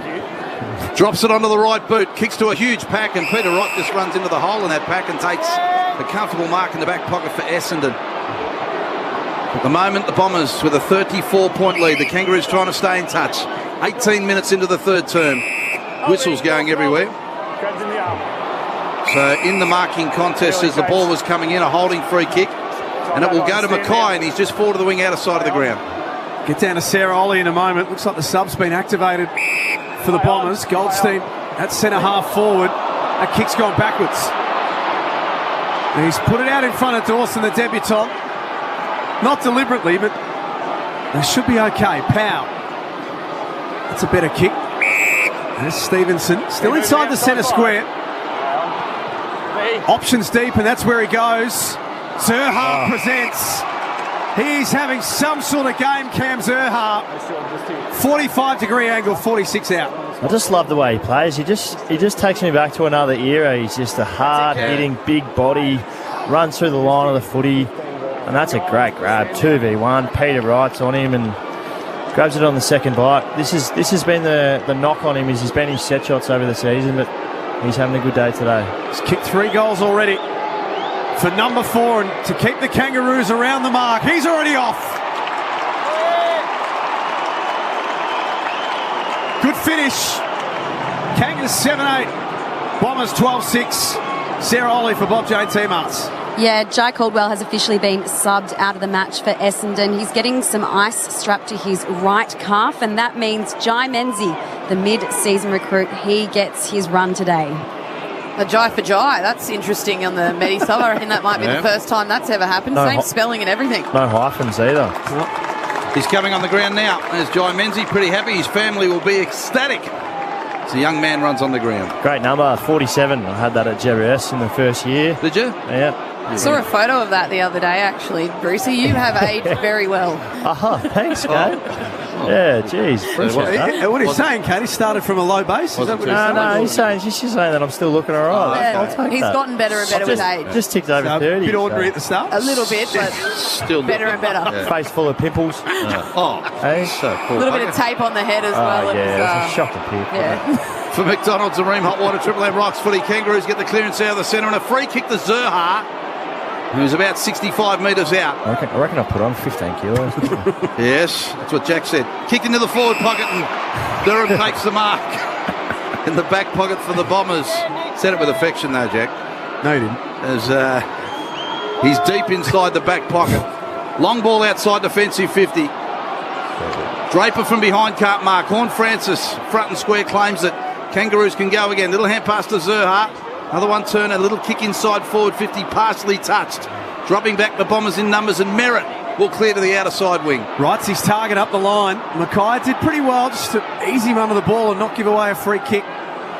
Now Horn-Francis looks back inboard for Anderson. They're trying to attack the corridor, North Melbourne, and they've got it this time around. Bonner up and under ball, searching for Larkey, dragged to the ground. Should have been a free kick. Zerha in the pocket, was mounted by Kelly. He attacked him front on. Umpire said nothing doing. Ball up forward pocket. Been pretty willing between the two this afternoon. Tap down towards Zerk Thatcher. The ball bounced away from him. Under pressure, the Bombers. Greenwood, good pressure from him. He had 3 to beat. Just couldn't quite get a boot on it. Rolled through for a rush point for the Kangaroos. Bombers 27-point leaders. 22 third term. Triple M Beacon Trade scoreboard. First chance in a while that we've had to catch our breath a little bit. Some of the numbers, Heath, Red Z lending. Yeah, Cam Zerha, already 9 disposals in this term, only bettered by Zach Merritt. I think he did this last week as well. Only 12 touches to half-time, 11 in this quarter alone. Red Z lending, loans for the self-employed. Guelphy takes a nice grab. Medallion club wing. That's a lot of footy for a key forward. Or partial key forward. Now Hobbs, that kick, not a good one. Going inside 50. And Horn-Francis, who's been a bit of everywhere today, started forward, has spent a bit of time behind the ball, and he's got it now in defensive 50. Horn-Francis goes short to Anderson. That's dangerous. Merritt comes in to spoil. Guelphy charges the loose footy. Powell stands up. Hand pass to Dawson for the Kangaroos. Hand pass punched out to big Coleman Jones. Goes back to Simpkin by hand. Went to go along the line. Had to square it up to Greenwood, a true centre half back. Hand pass to the running Dawson. Look at Larkey screaming for it 25 further on. And he marks forward to the centre of the ground. Open forward line. Can Zerha get clear and make a lead? Called the play on. Low drop punt to the pocket to Spicer. Over his head to Zeeble. Got on the bounce. Tackled, lost it. Spicer sees the ball go past him. Martin for the Bombers. Claims it in the back pocket. Hand pass Laverde. Back to Martin and he runs off half-back. He shows a bit of pace and then gave it off to Hobbs. Launches up to the wing. Stringer and Horn-Francis. Stringer marks right on his own inside 50. He looks just ahead instead to Perkins, who's got it 55 around from goal. Turns back onto his right boot. Beautiful kick. Great build up, Essendon. Wright eventually gets it 40 out directly in front. Jump out, Will. Good. Take him out, Touchline, Peter. 15 gone. See on the Triple M Harvey Norman replay. Archie Perkins had a couple to choose from. Put it on the chest of his main man. 7. Jump out, Jason. 3 goals last week. Has kicked 1 this quarter already. And has got a second.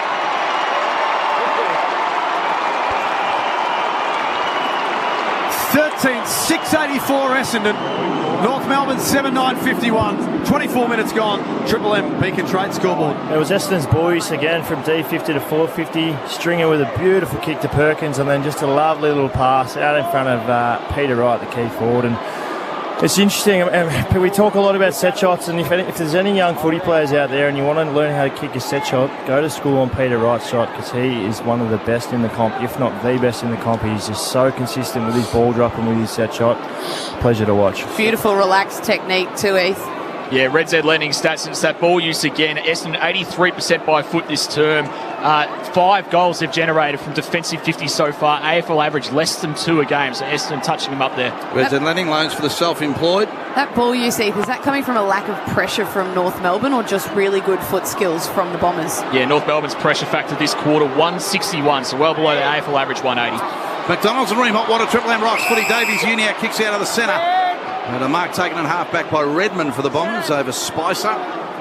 Don't forget, if you're getting down to McDonald's, it's a good deal. Warm up with a creme brulee pie or an apple pie for just $1.50 at Macca's. And all the kids out there, ask mum and dad to get a couple, because that's a fantastic deal. How many for you, Baz? I'll get 3. Surely. When I'm a little bit older than the kiddies.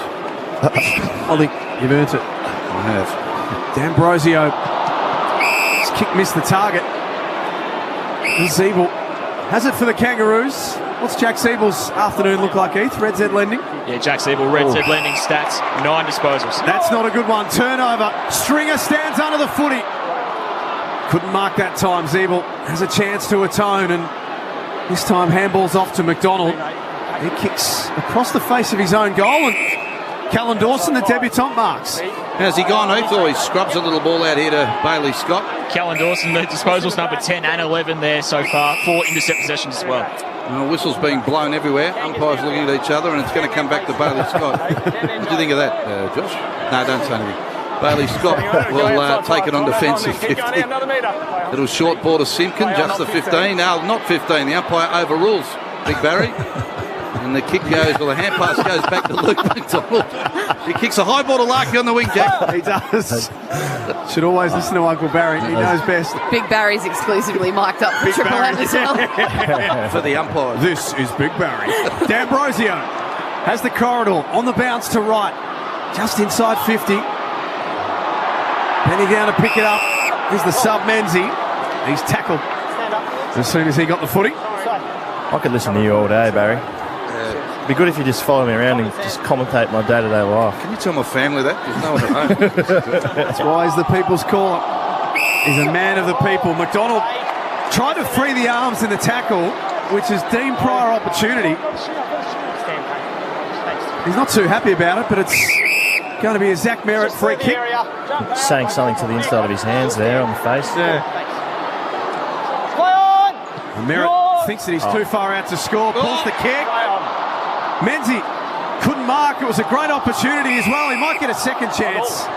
That footy was dragged in, and umpire comes in and calls for it. Sarah for Bob Jane Team Arts. Jackson Archer, he's gone down the Ruse race. He's in a bit of discomfort, so I'll follow that one up. And Josh Walker, he is the unactivated medical sub. Big numbers around this footy. Thanks, Sarah. As Bonner kicks it out of that pack, and Zeeble has paid the mark at half-back for the Kangaroos. Jack's got Simpkin real short. He likes to go backwards, back to Bonner. He's got Luke McDonald across half-back calling for it. Goes there. 30-metre drop punt onto his chest. A little short 18-metre kick to Turner. So they're outside defensive 50 now. Bombers by 33 points, 28.5 third term. They're led by 23 at half-time. And the Kangaroos just trying to stay in touch. Under a bit of pressure here now. Stevenson, hand pass off to Luke McDonald, runs with the footy, delivers onto the chest of Horn Francis on the wing, and he takes the mark. He's told to play on. Spicer couldn't get a run at it. Beautiful grab by Kelly. Look, Essendon's defensive zone and defensive structure has just been sensational, especially there North have been trying to pick their way through it, but there's just nowhere for them to go. And at the end of had to go long down the line, and Kelly took a good grab. 6 years as a Crow, his first year as a Bomber, and he's fitted in beautifully. Guelphy spirals a ball that bounces end on end on end. What's the one? Oh, it'll be thrown in. All these umpires' whistles just got a bit louder, do you think, Baz, in the last few minutes? Yes, it's good that they're exclusively mic'd up, Jack, but yeah. Just back off, boys. It can be... Turn the volume down. Throws in, slapped down by Goldstein to Horn Francis, whose hand pass into a sea of players sees a contested ball situation. He goes back on and wins it himself, did well. Punched out a hand pass to Turner. His short kick, though, will be marked by Merritt. Tried to get it to Bailey Scott, ill-directed slightly, and, well, Merritt's done the same thing and returned the favour. Kicked it straight to Luke McDonald in the back pocket for the Kangas. And that will be three-quarter time. Good quarter for Essendon. They expand on their lead. They're 13-6-84. Kangas 7-9-51. Kate McCarthy and Josh Bruce. They've got all the Seabus Super Special comments covered. Ethan Meldrum on the stats. Sarah Ollie boundary side. Baz and Jack, and for McDonald's and Ream Hot Water. Triple M rocks footy. That quarter for Beacon Trade, supporting tradies with over 120 stores, expert trade teams, design services and a huge range of electrical accessories. Beacon, making every tradie's job easier. For McDonald's, Triple M rocks footy. Warm up with a creme brulee pie or apple pie for just $1.50 at Macca's.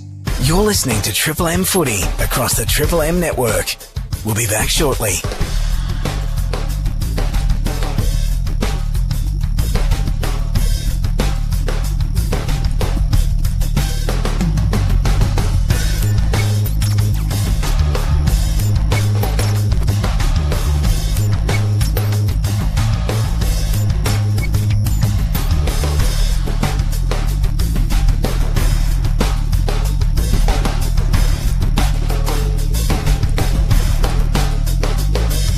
You're listening to Triple M Footy across the Triple M network. We'll be back shortly.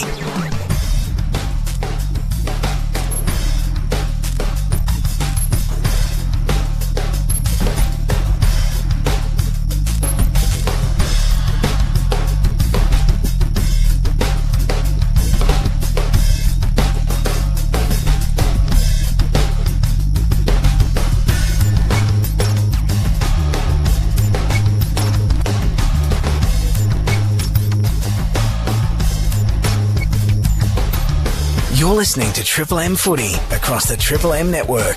We'll be back shortly.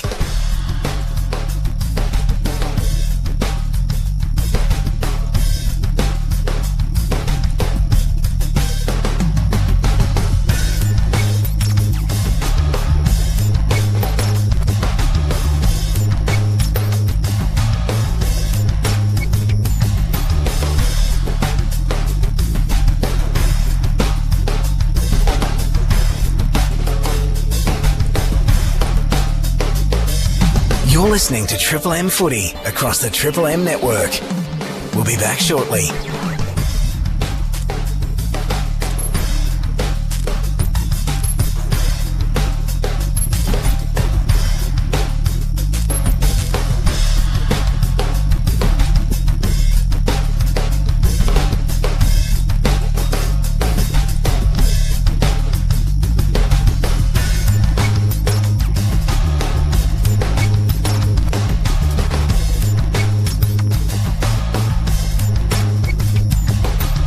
You're listening to Triple M Footy across the Triple M network.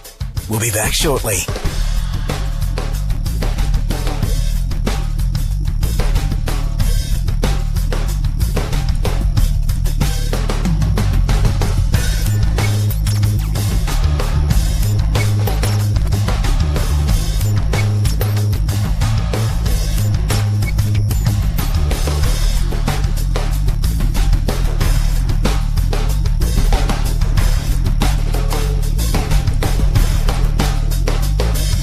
You're listening to Triple M Footy across the Triple M network.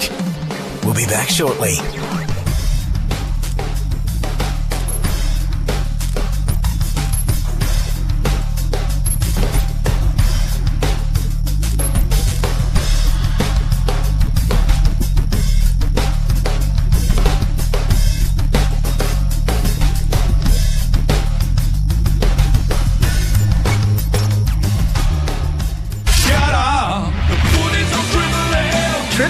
Rocks Footy. This quarter for Repco. Show your card and save this month at Repco. Driven by passion for 100 years. Wow, three-quarter time here at Marvel Stadium. The Bombers 13-6-84, North Melbourne 7-9-51. Essendon in control, 33 points up. Jack Heverin Baz calling the action with Ethan Meldrum, Sarah Ollie, Josh Bruce and Kate McCarthy looking after the expert commentary. Eth, the stats at three-quarter time with the Bombers up by 33 points. Must admit, I'm a bit distracted by, I think, the worst three-quarter time race I've ever seen at a game. Old mate pulled up halfway through and decided he'd won. Essendon, 79% by foot, 46 more effective kicks for the game, 10 goals to 4 from turnover. That's where they're carving North Melbourne up. Zach Merritt, 14 disposals for the quarter, up to 26 for the game. His last three third quarters, 17 disposals, 13 disposals, 14 disposals. For some reason, loves racking him up there. Mason Redmond, 24 disposals, 100% by foot, number one ranked player on the ground. Bob Jane teammates, let's go down to Sarah Ollie. Well, as our very own Kate McCarthy said before, a Jai for a Jai. Couldn't have put it better, Katie. And that's Jai Caldwell being subbed off for the Bombers with a calf complaint. Jai Menzies, he comes on for his debut. Now, Jackson Archer, he did go down the race before with a bit of a hip flexor issue, but the Roos say he is okay. Bob Jane teammates look after you. Buy three, get one free, plus instant cash back on top tyre brands. Call 13 26 25 or order online today, bobjane.com.au. Yeah, well, I wouldn't be surprised if the focus for this quarter could be for the Dons just really getting that clearance work right. They've been well defeated in that area by North Melbourne, who haven't been able to make the most of that really in this game, but trying to get man-on-man or play a little bit more of an attacking brand out of the centre clearance or the stoppage, just to try and get a little bit more on top in this game from that source. For McDonald's and Ream Hot Water, Triple M Rocks Footies, we get set to start the final term of the Bombers, 33 points up. Here's Jack Heverin. Thank you, Baz. Have they got it in them, North Melbourne, to kick the first and make this one a contest? Merritt fossicking around for the footy, as Heath said, has been busy in this third quarter and the start of the last. The pick up from Draper, excellent. Handball off to Langford. Stringer takes care of it from just outside 50. He hits the post. That was tailor-made for the package. He was off again too. He was. Started the run, but again turned it into his own quite quickly. He's so dangerous under the lid, isn't he, Stringer? Jeez, he's good. Josh Bruce, Kate McCarthy here, the Triple M Seabus Super special comments. Seabus Super making hard work pay off, both quality people. So if you are, you'll be listening to them. Dawson on the outer side wing. A kick towards Larkey, punched out towards Heppel. The Bombers skipper follows the bouncing ball. Little hand pass off to the new player in Menzies for Essendon, gets a possession. Over to Snelling, sweeps a hand pass to Durham. He's about 45 out, didn't want to go for goal, waited to hand pass to Big Peter Wright. They just want to share it around. Right hand pass off to Martin. Martin into the forward pocket. Well, somebody needed to have a shot and they didn't. They've been tackled, dragged to the ground. The umpire will ball it up right forward pocket for Essendon. So that's a really interesting call. He said play on because he did drop to his knees, but isn't that technically your prior? So that probably should have been paid holding the ball. You would have thought, Threw the arm up too. There's Stevenson on the very last line of defence. He was careful with his kick. Not a bad one too to Dawson. Outside 5 now. There's a good showing in his first game for the Kangaroos. Big boy, 196 centimetres. Taken pick 2 in this year's mid-season draft. He looks for Zerha at half-back. He couldn't mark. Pack forms around the footy. Ball jars out the back for Simpkin. And now Powell handballs back into the corridor for Simpkin. Bit of a wrestle going on off the ball. McDonald. Adventurous kick in the air for a while. Scott and Heppel contest in a one-on-one.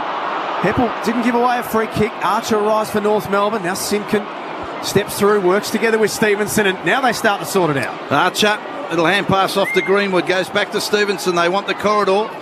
A little kick out wide, just forward of the wing is okay, and the mark's taken by Horn Francis, the young man. He kicks inside forward, 50 to 0, but it'll bounce to him. Ridley right on his hammer, lays the tackle, ball spills to the boundary line. Menzies for the Bombers, picks it up. Little hand pass off to Redmond in the back pocket, short kick to Hind, and he takes the mark. Yeah, it was Zerha and Kelly going at it again off the ball, having a bit of a wrestle, and they've both been absolutely gassed trying to get forward. Bombers kick outside defensive 50. Heath, just the results earlier today. We had the Gold Coast, West Coast earlier on. Yeah, Gold Coast 3 points the margin over West Coast, and then Richmond up to 9th on the ladder, pressing for the top 8 along with the Western Bulldogs, 7 points over Brisbane. Choice Hotels around the grounds. The ladder starts to take a bit of shape headed into the last couple of weeks of the season. To these two teams, they won't be a part of it in September. Langford kicks long, right from behind. Snelling picks up the crumb. And the snap is wide and just sneaks through for a behind by Merritt. 13-8, the Bombers, 7-9, the Kangaroos. 3 minutes gone. Triple M Repco scoreboard. Just on Callan Dawson, as you were saying in his debut game, how good is the mid-season draft? A few weeks ago, he was a full-time electrician playing VFL for Williamstown, and now he's got his AFL debut a few weeks later. So really great initiative from the AFL, that mid-season draft. Just giving clubs an opportunity to pick up what they're lacking through the season that they might not have been lacking at the start of the season. How do you feel about a mid-season trade period? I would love that. Yeah. I reckon that would be great.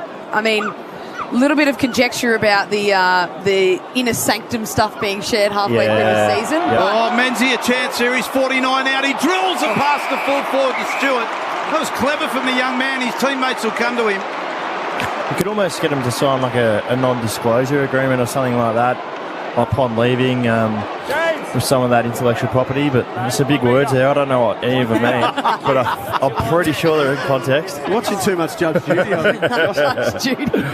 Beautiful kick from the debutant, though. It's a lovely kick from Menzie, John Menzie, and he's hit Stewart, the 17, on the chest. So big Stewart has kicked 2 in his return for the Bombers today, both in the first half. 5 minutes into the final quarter, he slots his third. And the Bombers go further ahead.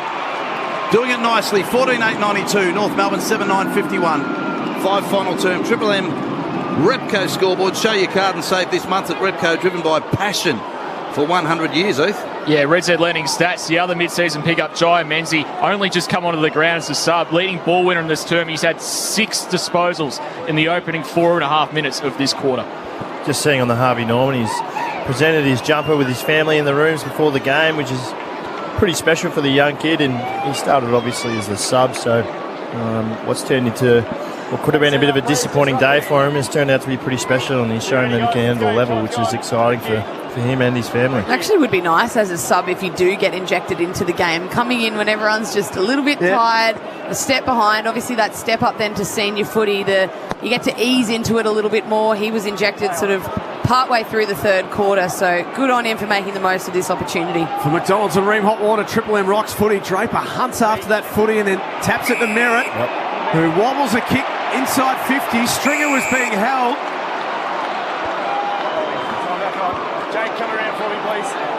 And that is going to be a pretty straightforward free kick on the Harvey Norman replay. How many times do you reckon McDonald's agreed with a free kick in his life? She's not a lot, Josh. And he's pretty fair with stuff like that. 15 gone. He might have a case there. That was stiff. Yeah. Stringer will line up for goal number 4. He set the game alight early. There's been a little quiet since then, but loves kicking goals at Marvel Stadium. 15-8, 98 to 7-9, 51. Triple M Repco scoreboard. Show your card and save this month at Repco, driven by passion for 100 years. Just such a dynamic player, Jake Stringer. When you kick 3 goals in the first quarter, your defender's always going to be worried about you. So he did wrap the arms around, move the body a little bit. I don't really know that there was a whole lot in it, but the umpire said it was a free kick. But yeah, he's just so damaging, especially, as you said, Josh, under the roof here. Fast conditions just play straight into Jake Stringer's hand. Yeah, it does. And it's very stiff for McDonald. It was one of those classic ones from the defender. Had really good craft where they just grab the inside of your hip from the other side. So they reach around and they grab your hip and they pull your centre of gravity backwards and forwards, and then you can be really hard to mark the footy or get a run at the footy. And, it looked like good defensive craft, but just held on for a little bit too long. Kicked his 300th career goal with his second this afternoon. Got 4 now for McDonald's and Ream Hot Water. Triple M rocks footy as Simpkin wins the clearance for the Kangaroos, but just a kick in hope inside forward 50. Redmond read it best off the boot and got himself into a position to take a comfortable chest mark at true centre half back. Kicks to the wing to Merritt. Merritt for the Bombers. Hand pass to Durham. Beautiful kick we heard from Josh. And straight to big Sammy Draper, who's 65 out for Essendon. Loads up the full forward Peter Wright. Hands on the footy, had it long enough, said the umpire, 20 out directly in front. could be 3 goals from 3 different key forwards in a row, and we've been speaking about it all day. They just looked a little bit too tall, a little bit too dangerous, and it wasn't Peter Wright's day early. He just had to compete and bring the ball to ground, and the footy gods have looked after him in the second half, and it sort of looks like Essendon are trying to feed him the Coleman too, so he's coming up a bit close. We'll check how close he is with Ethan Meldrum in a second. He goes for his third for the afternoon. Oh, he pokes at it and kicks a point. Oh, big build up there from Josh Bruce, and he just sort of slotted it through for a behind, the right of the goal post. 15-8-98, 7-9-51 the Kangaroos, 8.5 final term. And the Repco scoreboard, Heath, what's his, how close is he to the Coleman, Peter Wright? Yeah, 47 goals for the season now, just missed 48, equal 4th now. He's got to drill those though, Josh, if he's going to make it there. Well, it looks like he's thinking about it, yeah. They're the hard ones though. I mean, 20, 30 metres out, directly in front, everyone's like, well, how could you miss that? You know, it's the easiest kick in footy, but it's when you're thinking, oh, I've got to kick this one, or this is the one I should kick, or I'm expected to kick it. If you're thinking about the result, then you tighten up with your hammies and you bend your knee a bit, you don't kick through it, and you look up a bit as you're having your shot. So all those things come into it, and it can be not as straightforward as just a kick. Josh Bruce and Kate McCarthy, Triple M Seabus Super special comments this afternoon. Seabus Super making hard work pay off. Davies Uniacke turned around and just can't get away from Langford. And then the kick inside was right between Simpkin and Greenwood and bangs it onto the chest of Perkins, Medallion Club wing. Goes inboard to Ridley. He's on the edge of the centre square on the wing broadcast side. Runs around the player on the mark. Nice lead and a beautiful kick. 45-metre drop punt onto the chest of Peter Wright, who's marked right on forward 50. Terrific drilling ball from Ridley. I remember the game where my 150th, where I did my knee, Peter Wright kicked 7.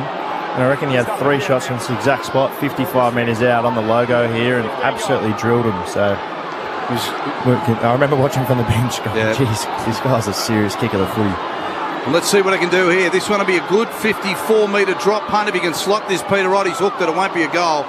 Does make the distance. Lands just inside the fence. Another behind. 15-10-100, the Bombers. They've brought up the 3 figures. North Melbourne 7-9-51. 49-point leaders, 10.5 final term. Triple M Repco scoreboard.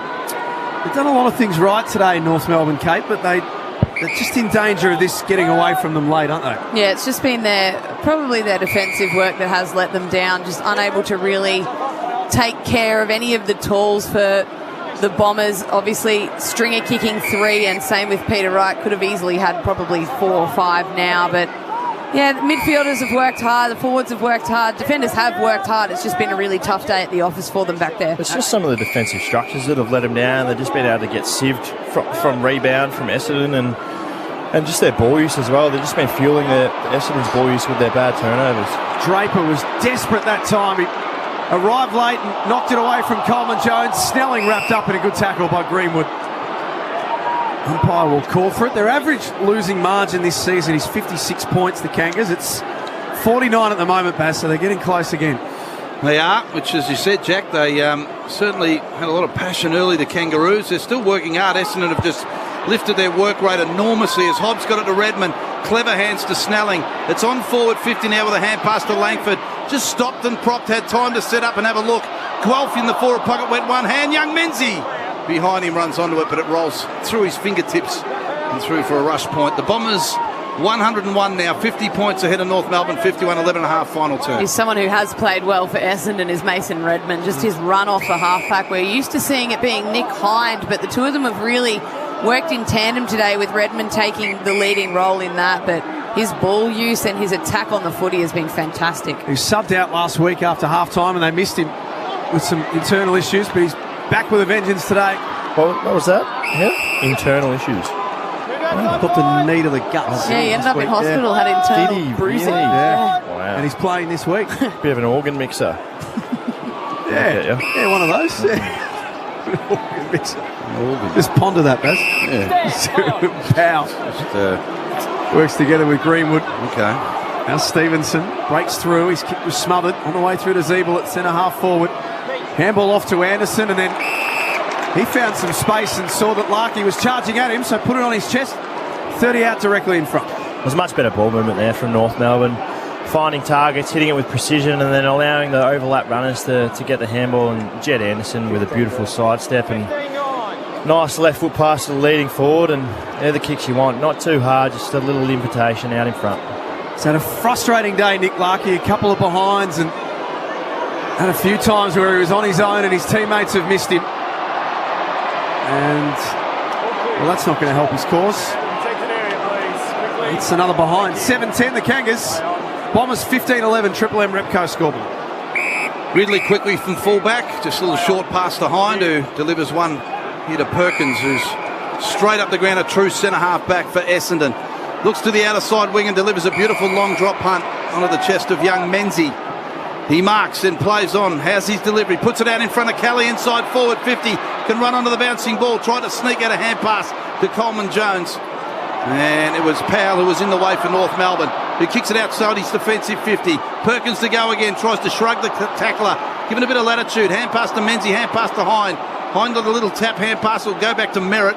And Merritt stands on the wing outer side with a short little delivery. And that's okay. And the marks are taken by Laverde.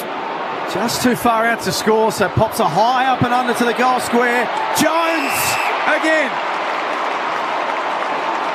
marks the footy at its highest point, top of the goal square.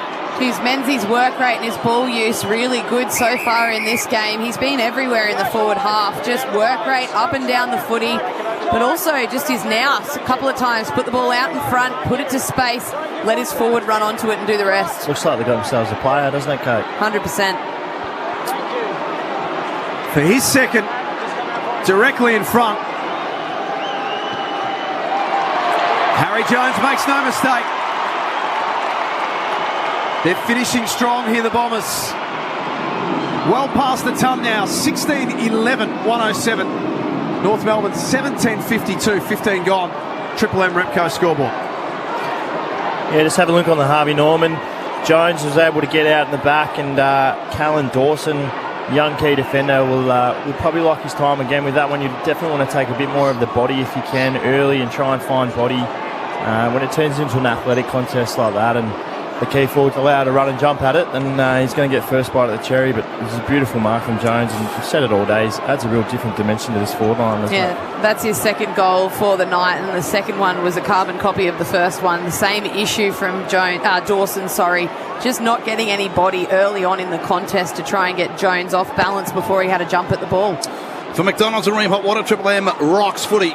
Big Goldstein out of the ruck, tapped to ground level. And he got it towards his teammate Simpkin, who just the ball flicked through his fingertips. Merritt had it, lost it. It's a turnover. It spills out to Powell on the outer side wing for North. Little hand pass to Simpkin, back to Powell. Hand pass inboard inside forward 50. Durham chased it for the Bombers. Defensive 50. Good tackle Lazaro, and the umpire will ball it up. Don't forget, Ream Hot Water, built tough for rising conditions when it comes to water heating. Ask your plumber to install a Ream. Just watching Larkey, he's obviously had a pretty frustrating day as a key forward. Goldstein gets a free kick here. For abuse. For abuse. Yep. That's what the umpire said. So it might be against Hind, looking at the Harvey Norman there. He looks a bit sheepish. But yeah, Nick Larkey was out again, and they were mucking around with it around the arc, and he had a few choice words to say to his midfielders from behind the play. So big Toddy Goldstein will line up from 40, and the ruckman kicks the goal for North Melbourne. Just a slight angle. And the Bombers 16-11, 107. See the Kangaroos move to 8-10-58. Essendon well and truly in control. 17 minutes into the final term on the Triple M Repco scoreboard. Show your card and save this month at Repco, driven by passion for 100 years. Yeah, well, interesting to see. I think the umpire was trying to explain to Hind why the free kick was given, and he just completely ignored him, brushed him and ran off for a sub. Yep. So wasn't going to engage in any of that. I've had a guts full on going off the ground. Nick Hind copped the fish hook, Baz. Yeah, It came straight out. Yeah. Sitting down next to Truck as well on the bench. Just having a word. Quiet. SKG Radiology, Kate, player matchups. What's caught your eye this afternoon? SKG Radiology, of course, now bulk billing on all Medicare. Yeah, I think it's been the matchup of Ben Mackay and it's been, the other forward down there. So Nick Larkey, that one's been pretty even, but he hasn't been able to get any, key intercept defence. Here comes Simpkin. Long kick towards goal. just didn't quite have the distance. Josh, we were kind of fascinated with Nick Hine coming to the bench there, weren't we? It was hilarious on the Harvey Norman replay. He, as you said, he brushed off the umpire, and then there was a bit of a turnover here. Hold on. We'll get back to that. Zeeble gave it to Larkey. Now Simpkins shares it with Spicer. Good teamwork, and Coleman Jones kicks it from the goal square. So the Kangas get their 9th. The Bombers move to 16-11-107. The Kangas move to 9-10-64. Triple M Repco scoreboard.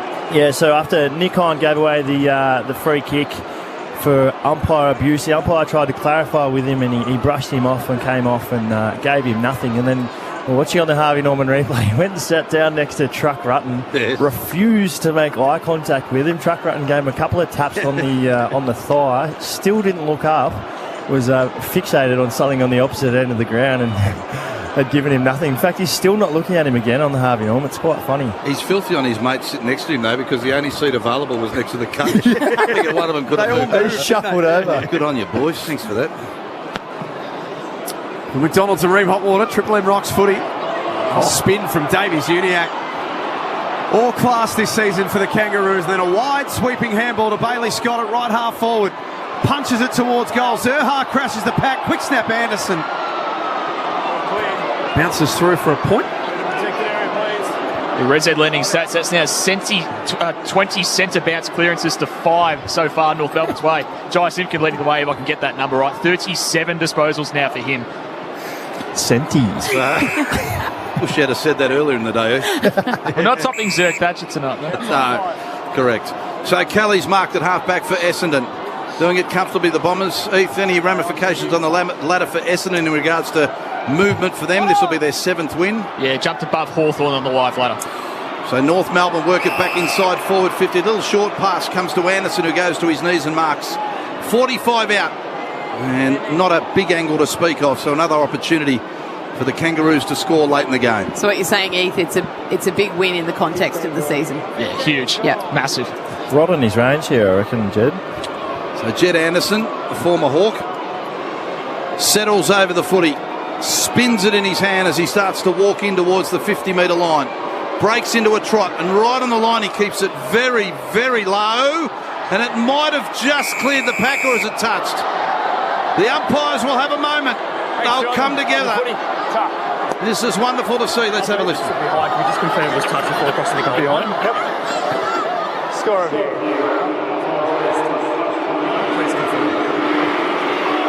So, there's the Harvey Norman, Josh and Kate. What do you think? Yeah. Good. Definitely touched before it's crossed the line. Yes. There's been a few reviews today, Barry, but yeah, your boy Zerk Thatcher that's him. managed to get the middle finger there on the Macca's logo, which is good for us.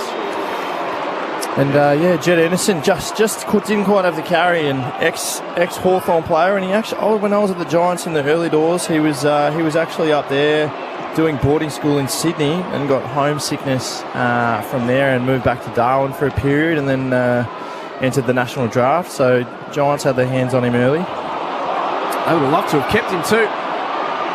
Coleman Jones intercepts the kick in. Bombers just messing around a little bit with the footy, so Hind will go and sort it out. Like that's an even more risky option. Straight across the face of his own goal. Zerha didn't mark it, and Ridley, cool in a crisis, says, "Give it to me, boys. I'll show you how it's done." 41 points up the Bombers as we close this one out for round 20. The ball's on the wing outer side of the ground after the kick. Archie Perchins put his head over it, and the umpire brought up. The Kangaroos in numbers just slam him to the deck. 41 points, Essendon's lead. 22 minutes final term. Good crowd here. Reith, what's your prediction for the numbers? I'm going to go 24,000. I don't know how many North fans have left yet, but we'll go 24. Horn Francis punches it out to Powell, who kicks it towards half forward, but in front was Redmond. And he takes another comfortable mark for the Bombers. turned into a little bit of kick-to-kick now. They're just really not possessing the ball too well, the Bombers. Just turning it over, and North playing right into their hands again and kicking it straight back to them. This Snelling has Archie Perkins, edge of the centre square. And Merritt had a busy afternoon. He's got Hind, who can take it in motion. Thought about having a pot shot himself and pokes that kick into the pocket. Wright looked a bit tired chasing after it. That's forced through. That was Mason Redmond's 6th intercept mark of the game. That's career high. Also up to 31 disposals. Just one of those was ineffective. Wow. One ineffective. Out of 31. That's enormous. What's the percentage on that, mate? It's 97%. That's a fair game. Redset Lending, loans for the self-employed. Ethan Meldrum just coming up with the goods as he always does. Tackles laid. And the umpire will ball this up. Still about 40 out from the Bombers' goal. I don't reckon I've had 30 effective disposals in the whole season. I don't think I've had 30 effective disposals my whole career. I never had 30 disposals, full stop. So the ball thrown up and they wrap each other up in tackles. And we'll do it again. Still 40 out from the Bombers' goal. Those sides pretty tired now and just watching that clock tick down as Guelphy punts it out to Merritt. Worked hard in the middle of the pack. Hand pass off to Snelling. Little hand pass to Langford. He just hooked over his shoulder with a kick that goes 30 metres in hope. It bounced into vacant territory right forward pocket. Stewart runs onto it for Essendon. Claims it. Hand pass to Wright. He dropped it. Bonner came his way. Put the pressure on. Spills it out to Mackay for the Kangaroos at half-back. Hand pass to Larkey. Broke a tackle. Sort of ran around in a 360 and gave it back to Mackay. But his kick to the wing no good. And Zerk Thatcher, Jack, has taken the mark on the outer side wing. There he is. As the Bombers lead this one by 41 points. Triple M Repco scoreboard. 3 minutes 50 left. And Merritt marks Medallion Club wing here at Marvel Stadium. The Bombers have got the Giants next Saturday afternoon. Port Adelaide and Richmond to finish off their season as that kick goes out of bounds. For North Melbourne, Sydney next Sunday afternoon here at Marvel Stadium. They've got Adelaide and the Gold Coast Suns to finish off what's been a pretty tough year for them. But they're still in the news, Kate. A lot of discussion around who's going to coach this team next year. Yeah, definitely, and who will be there from a playing perspective, what they can do in the trade period to recruit some big names over to the club, what they can throw at them. So it'll be an interesting off-season for North Melbourne. Kick goes out in the full from Merritt, so it'll be a free kick to the Kangaroos. Triple M Seabo Super special comments, Kate McCarthy and the great Josh Bruce, the Bulldog, here this afternoon. Will be interesting. I wonder who's going to coach him. I wonder if Clarkson will calm down. What do you think? Off the pedestal. I reckon he might. Yeah. They reckon our boy Ross Lyons can as well. Interesting. Greenwood marks, or doesn't mark, slips through his fingertips and the Bombers can repel here. Hand pass comes out to Heppel on the wing. Little hand pass to Redmond, who's racked up some numbers again today, Heath. Yeah, 32 disposals down, number one ranked player on the ground. His kick to Durham was perfect. He's marked, but he's about 65 to 70 out. Barrel. He doesn't go the barrel, Josh. This the drop putt. He sets it up for the big man. Peter right in front, but he dropped the mark. Got a bit of separation away from young Dawson. Now it's a fight for the footy ground level. Guelphy clever. Hand pass off to his teammate in Hobbs, who has a snap. And from 25 out, misses a little bit, hits the post. So it's another point to the Bombers. 16-12, 108 to 9-12, 66-26 final term. Bob Jane T-Mart, Sarah Ollie. Kane Turner, he's just come off favouring his right leg, and that hamstring at the moment is just getting looked at by trainers. So the sub Josh Walker, he remains unactivated, but probably unlikely to be activated at this late stage. Nicely done by you, Sarah. Stringer marks. 45-degree angle. Looks like cramps down there. The pickle juice has come out and gotten the stretch happening. What does it taste like, the pickle juice? Yeah, it's not great. No? No, but you spit it out. So, like a wine tasting, apparently. Okay. But no, it's pretty bitter and sour, as you can imagine. Maybe we should get some up here, Baz, just in case we cramp up late. Well, I'll have a crack, Jack. Jaw cramps. We're not at our peak fitness, let's be truthful. No, way past that. Stringer for a late one. He's happy with it. That's 5. 17-12 to 9-12. Triple M Repco scoreboard. A minute 44 left. Probably fitting that Jakey gets himself a Michelle Pfeiffer to finish off. He set the house on fire early with 3 in the first, and he's just been a constant threat all night, hasn't he? He's looked so dangerous today, and Essendon offensive machine has been rolling, especially from the back, and North Melbourne just haven't been able to stop them. Blown a nice little kiss to the crowd as well to say thanks. Don't know if that was at someone in particular or just the entire Marvel Stadium. Yeah, no, lovely moment it was. Hey, How dangerous can the Bombers be, do you think, in the next couple of years? Well, it's easy to forget they played finals last year. You know, this is a side that everyone thought was going to improve rapidly up the ladder this year, and they've had a few things go wrong. They've had a few key injuries, but I think they've got the makings of a very solid side and a lot of young stars. McDonald's and Ream Hot Water, Triple M Rocks footy. The Bombers get the clearing ball out of the centre, kick towards the forward pocket. Durham overruns it. Powell claims it for the Kangaroos. Hand pass to Greenwood, hand pass to Stevenson. Still inside defensive 50. Hand pass to Simpkin. The pressure from Merritt sees him drop the footy. Bombers can go again as Stewart punts it underneath the pack to Durham. Got it back to Stewart. He's got a couple to get away from him. Gives the don't argue. Big don't argue. The umpire let it go. Simpkin receives the hand pass. Runs into Langford. Tried the don't argue. Had the hand pass to the boundary line.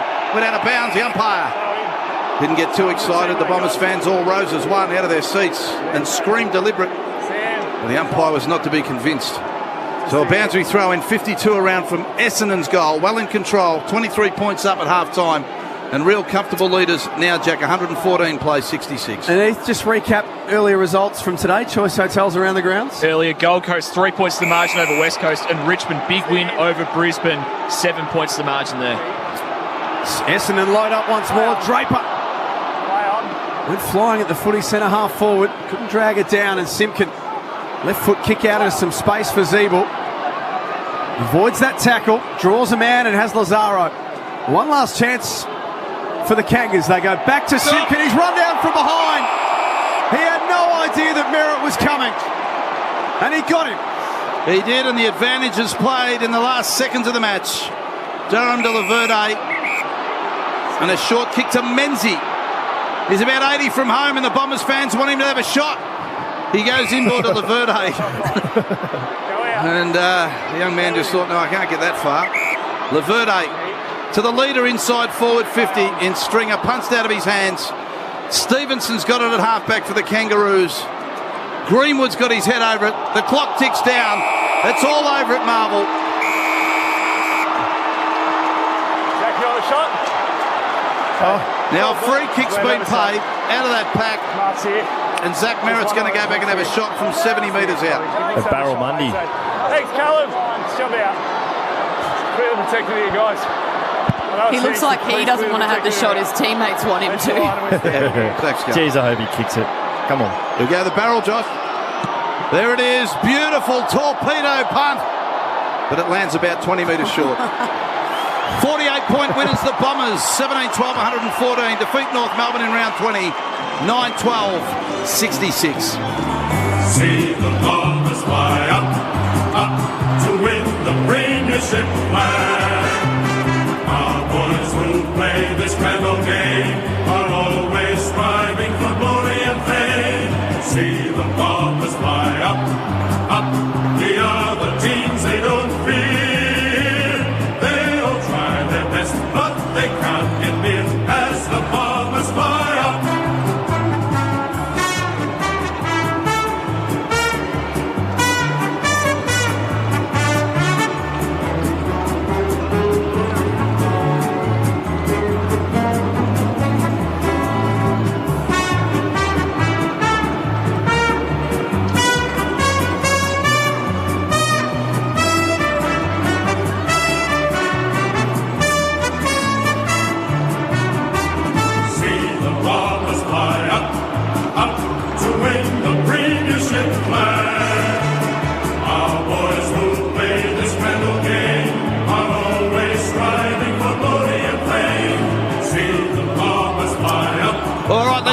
Ground level, courtesy of Fox Footy. Here's Jake Stringer with Eddie Betts. By the boys, how important is it for this group going forward?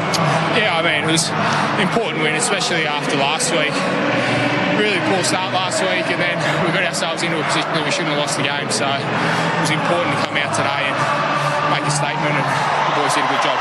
And your own form, you were pretty injured early on in the season. To come out, kick 5 goals, 14 disposals, but most importantly, 6 tackles. You got at them. How do you feel about that? It's always nice to get on in the end of a couple. But yeah, it's been a lot of hard work put in over the last 6 to 8 weeks, and it's a bit unfortunate being injured at the start of the year, but starting to find my groove now, which is nice.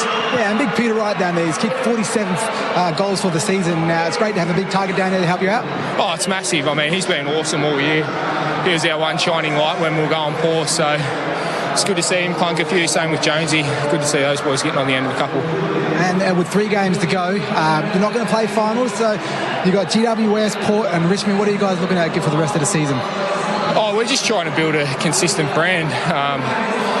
The first part of the year was obviously very disappointing, but I feel like our last 6 weeks have been pretty solid, and we've got 3 really tough games coming up, and you want to put your best foot forward in those. So we'll be looking forward to getting up to Sydney next week. Well, good luck for the rest of the season, mate, and put some form. Jake Stringer with 5 goals this afternoon, 3 in the first term. Very impressive. The Bomber got them underway, no doubt about it.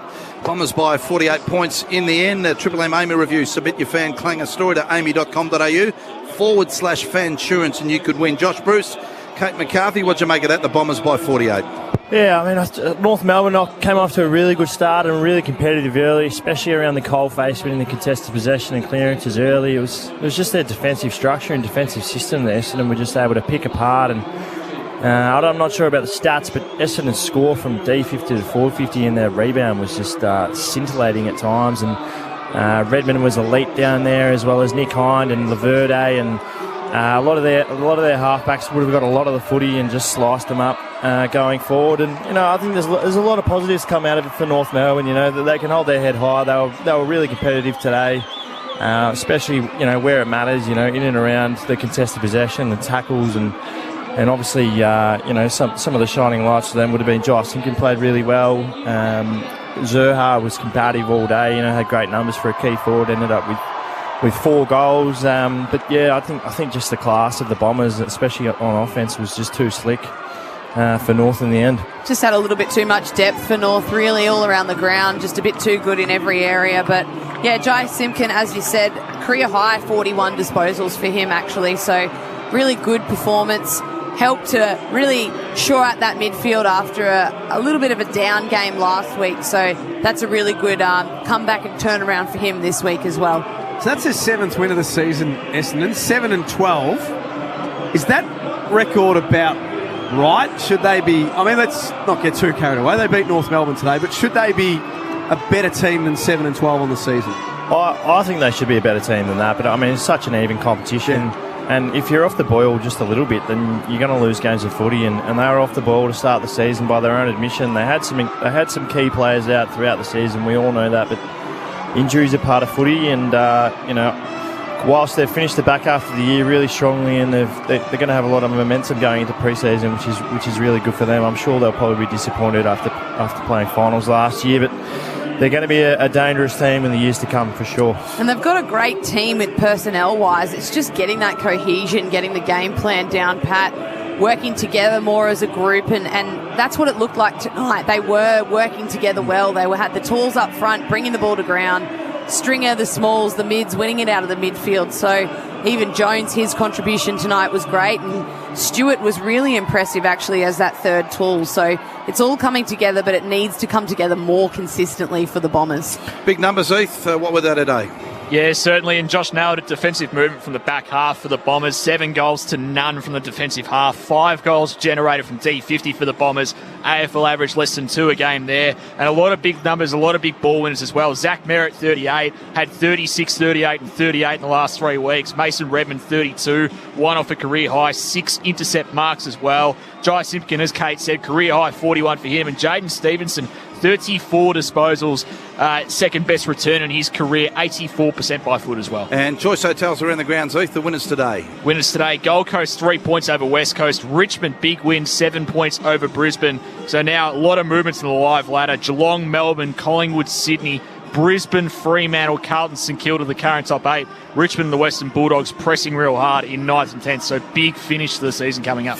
Big game for you next week, Josh. You've got the Dockers, the Bulldogs, so a big challenge in shoes. Yeah, big game. Obviously, Fremantle have been one of the premier sides to start the season, and they've come off a disappointing loss against Melbourne on Friday night, so they'll be looking to rectify that. But we've got them under the lid here at Marvel, which we're looking forward to, and the ball's in our court. If we can go 3 from 3, we should be okay.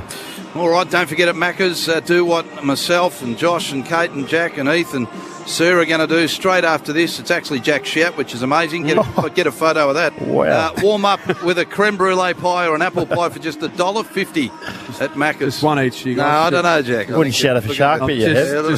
Just scraping by at the Look moment. at Jack, he's just tempering the enthusiasm. One each, you lot. Yeah, no, they are magnificant. So just actually, get you can stuck share. into those. Yeah. Half each. Half a creme brulee each. Bombers are in the rooms. The Triple M MVP award for homeloans.com.au just after this song that they will belt out. Homeloans.com.au, of course, the best and fairest when it comes to home loans. And Kate McCarthy will be giving her 1, 2 and 3 votes very, very shortly. But the Bombers gather in the rooms, as Jack said, their 7th win for the year. And it was a 48-point win over the Kangaroos.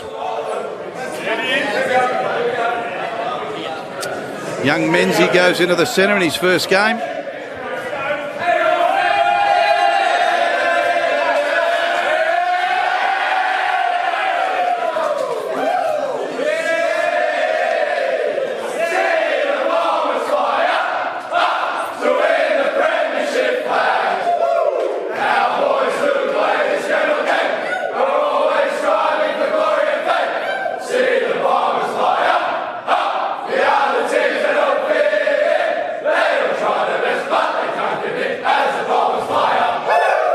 There they go, the Bombrays. 48-point winners, 17-12, 114. North Melbourne, 9-12, 66. Triple M MVP award for homeloans.com.au, the one the players want to win, Kate, because it's voted on by the superstars like yourself. And who did you see the votes for today? Yeah, not the easiest one to distribute this evening. I think Essendon had some really even contributions all across the field, but I've given 1 vote to Peter Wright, 13 disposals, 8 marks, 6 score involvements and 2 goals, 2 to go with it.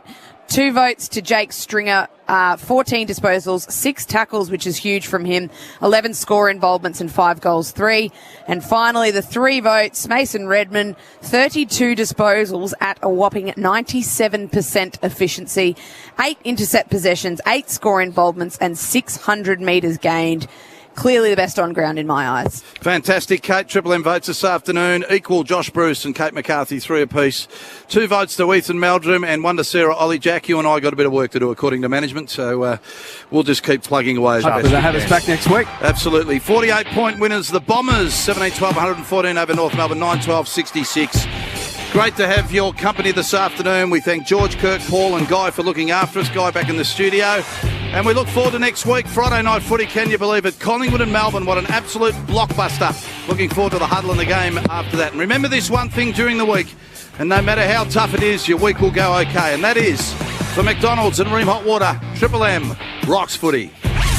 That quarter for Repco. Show your card and save this month at Repco. Driven by passion for 100 years. For Ream Hot Water, Triple M rocks footy. built tough for Aussie conditions. When it comes to water heating, ask your plumber to install a Ream.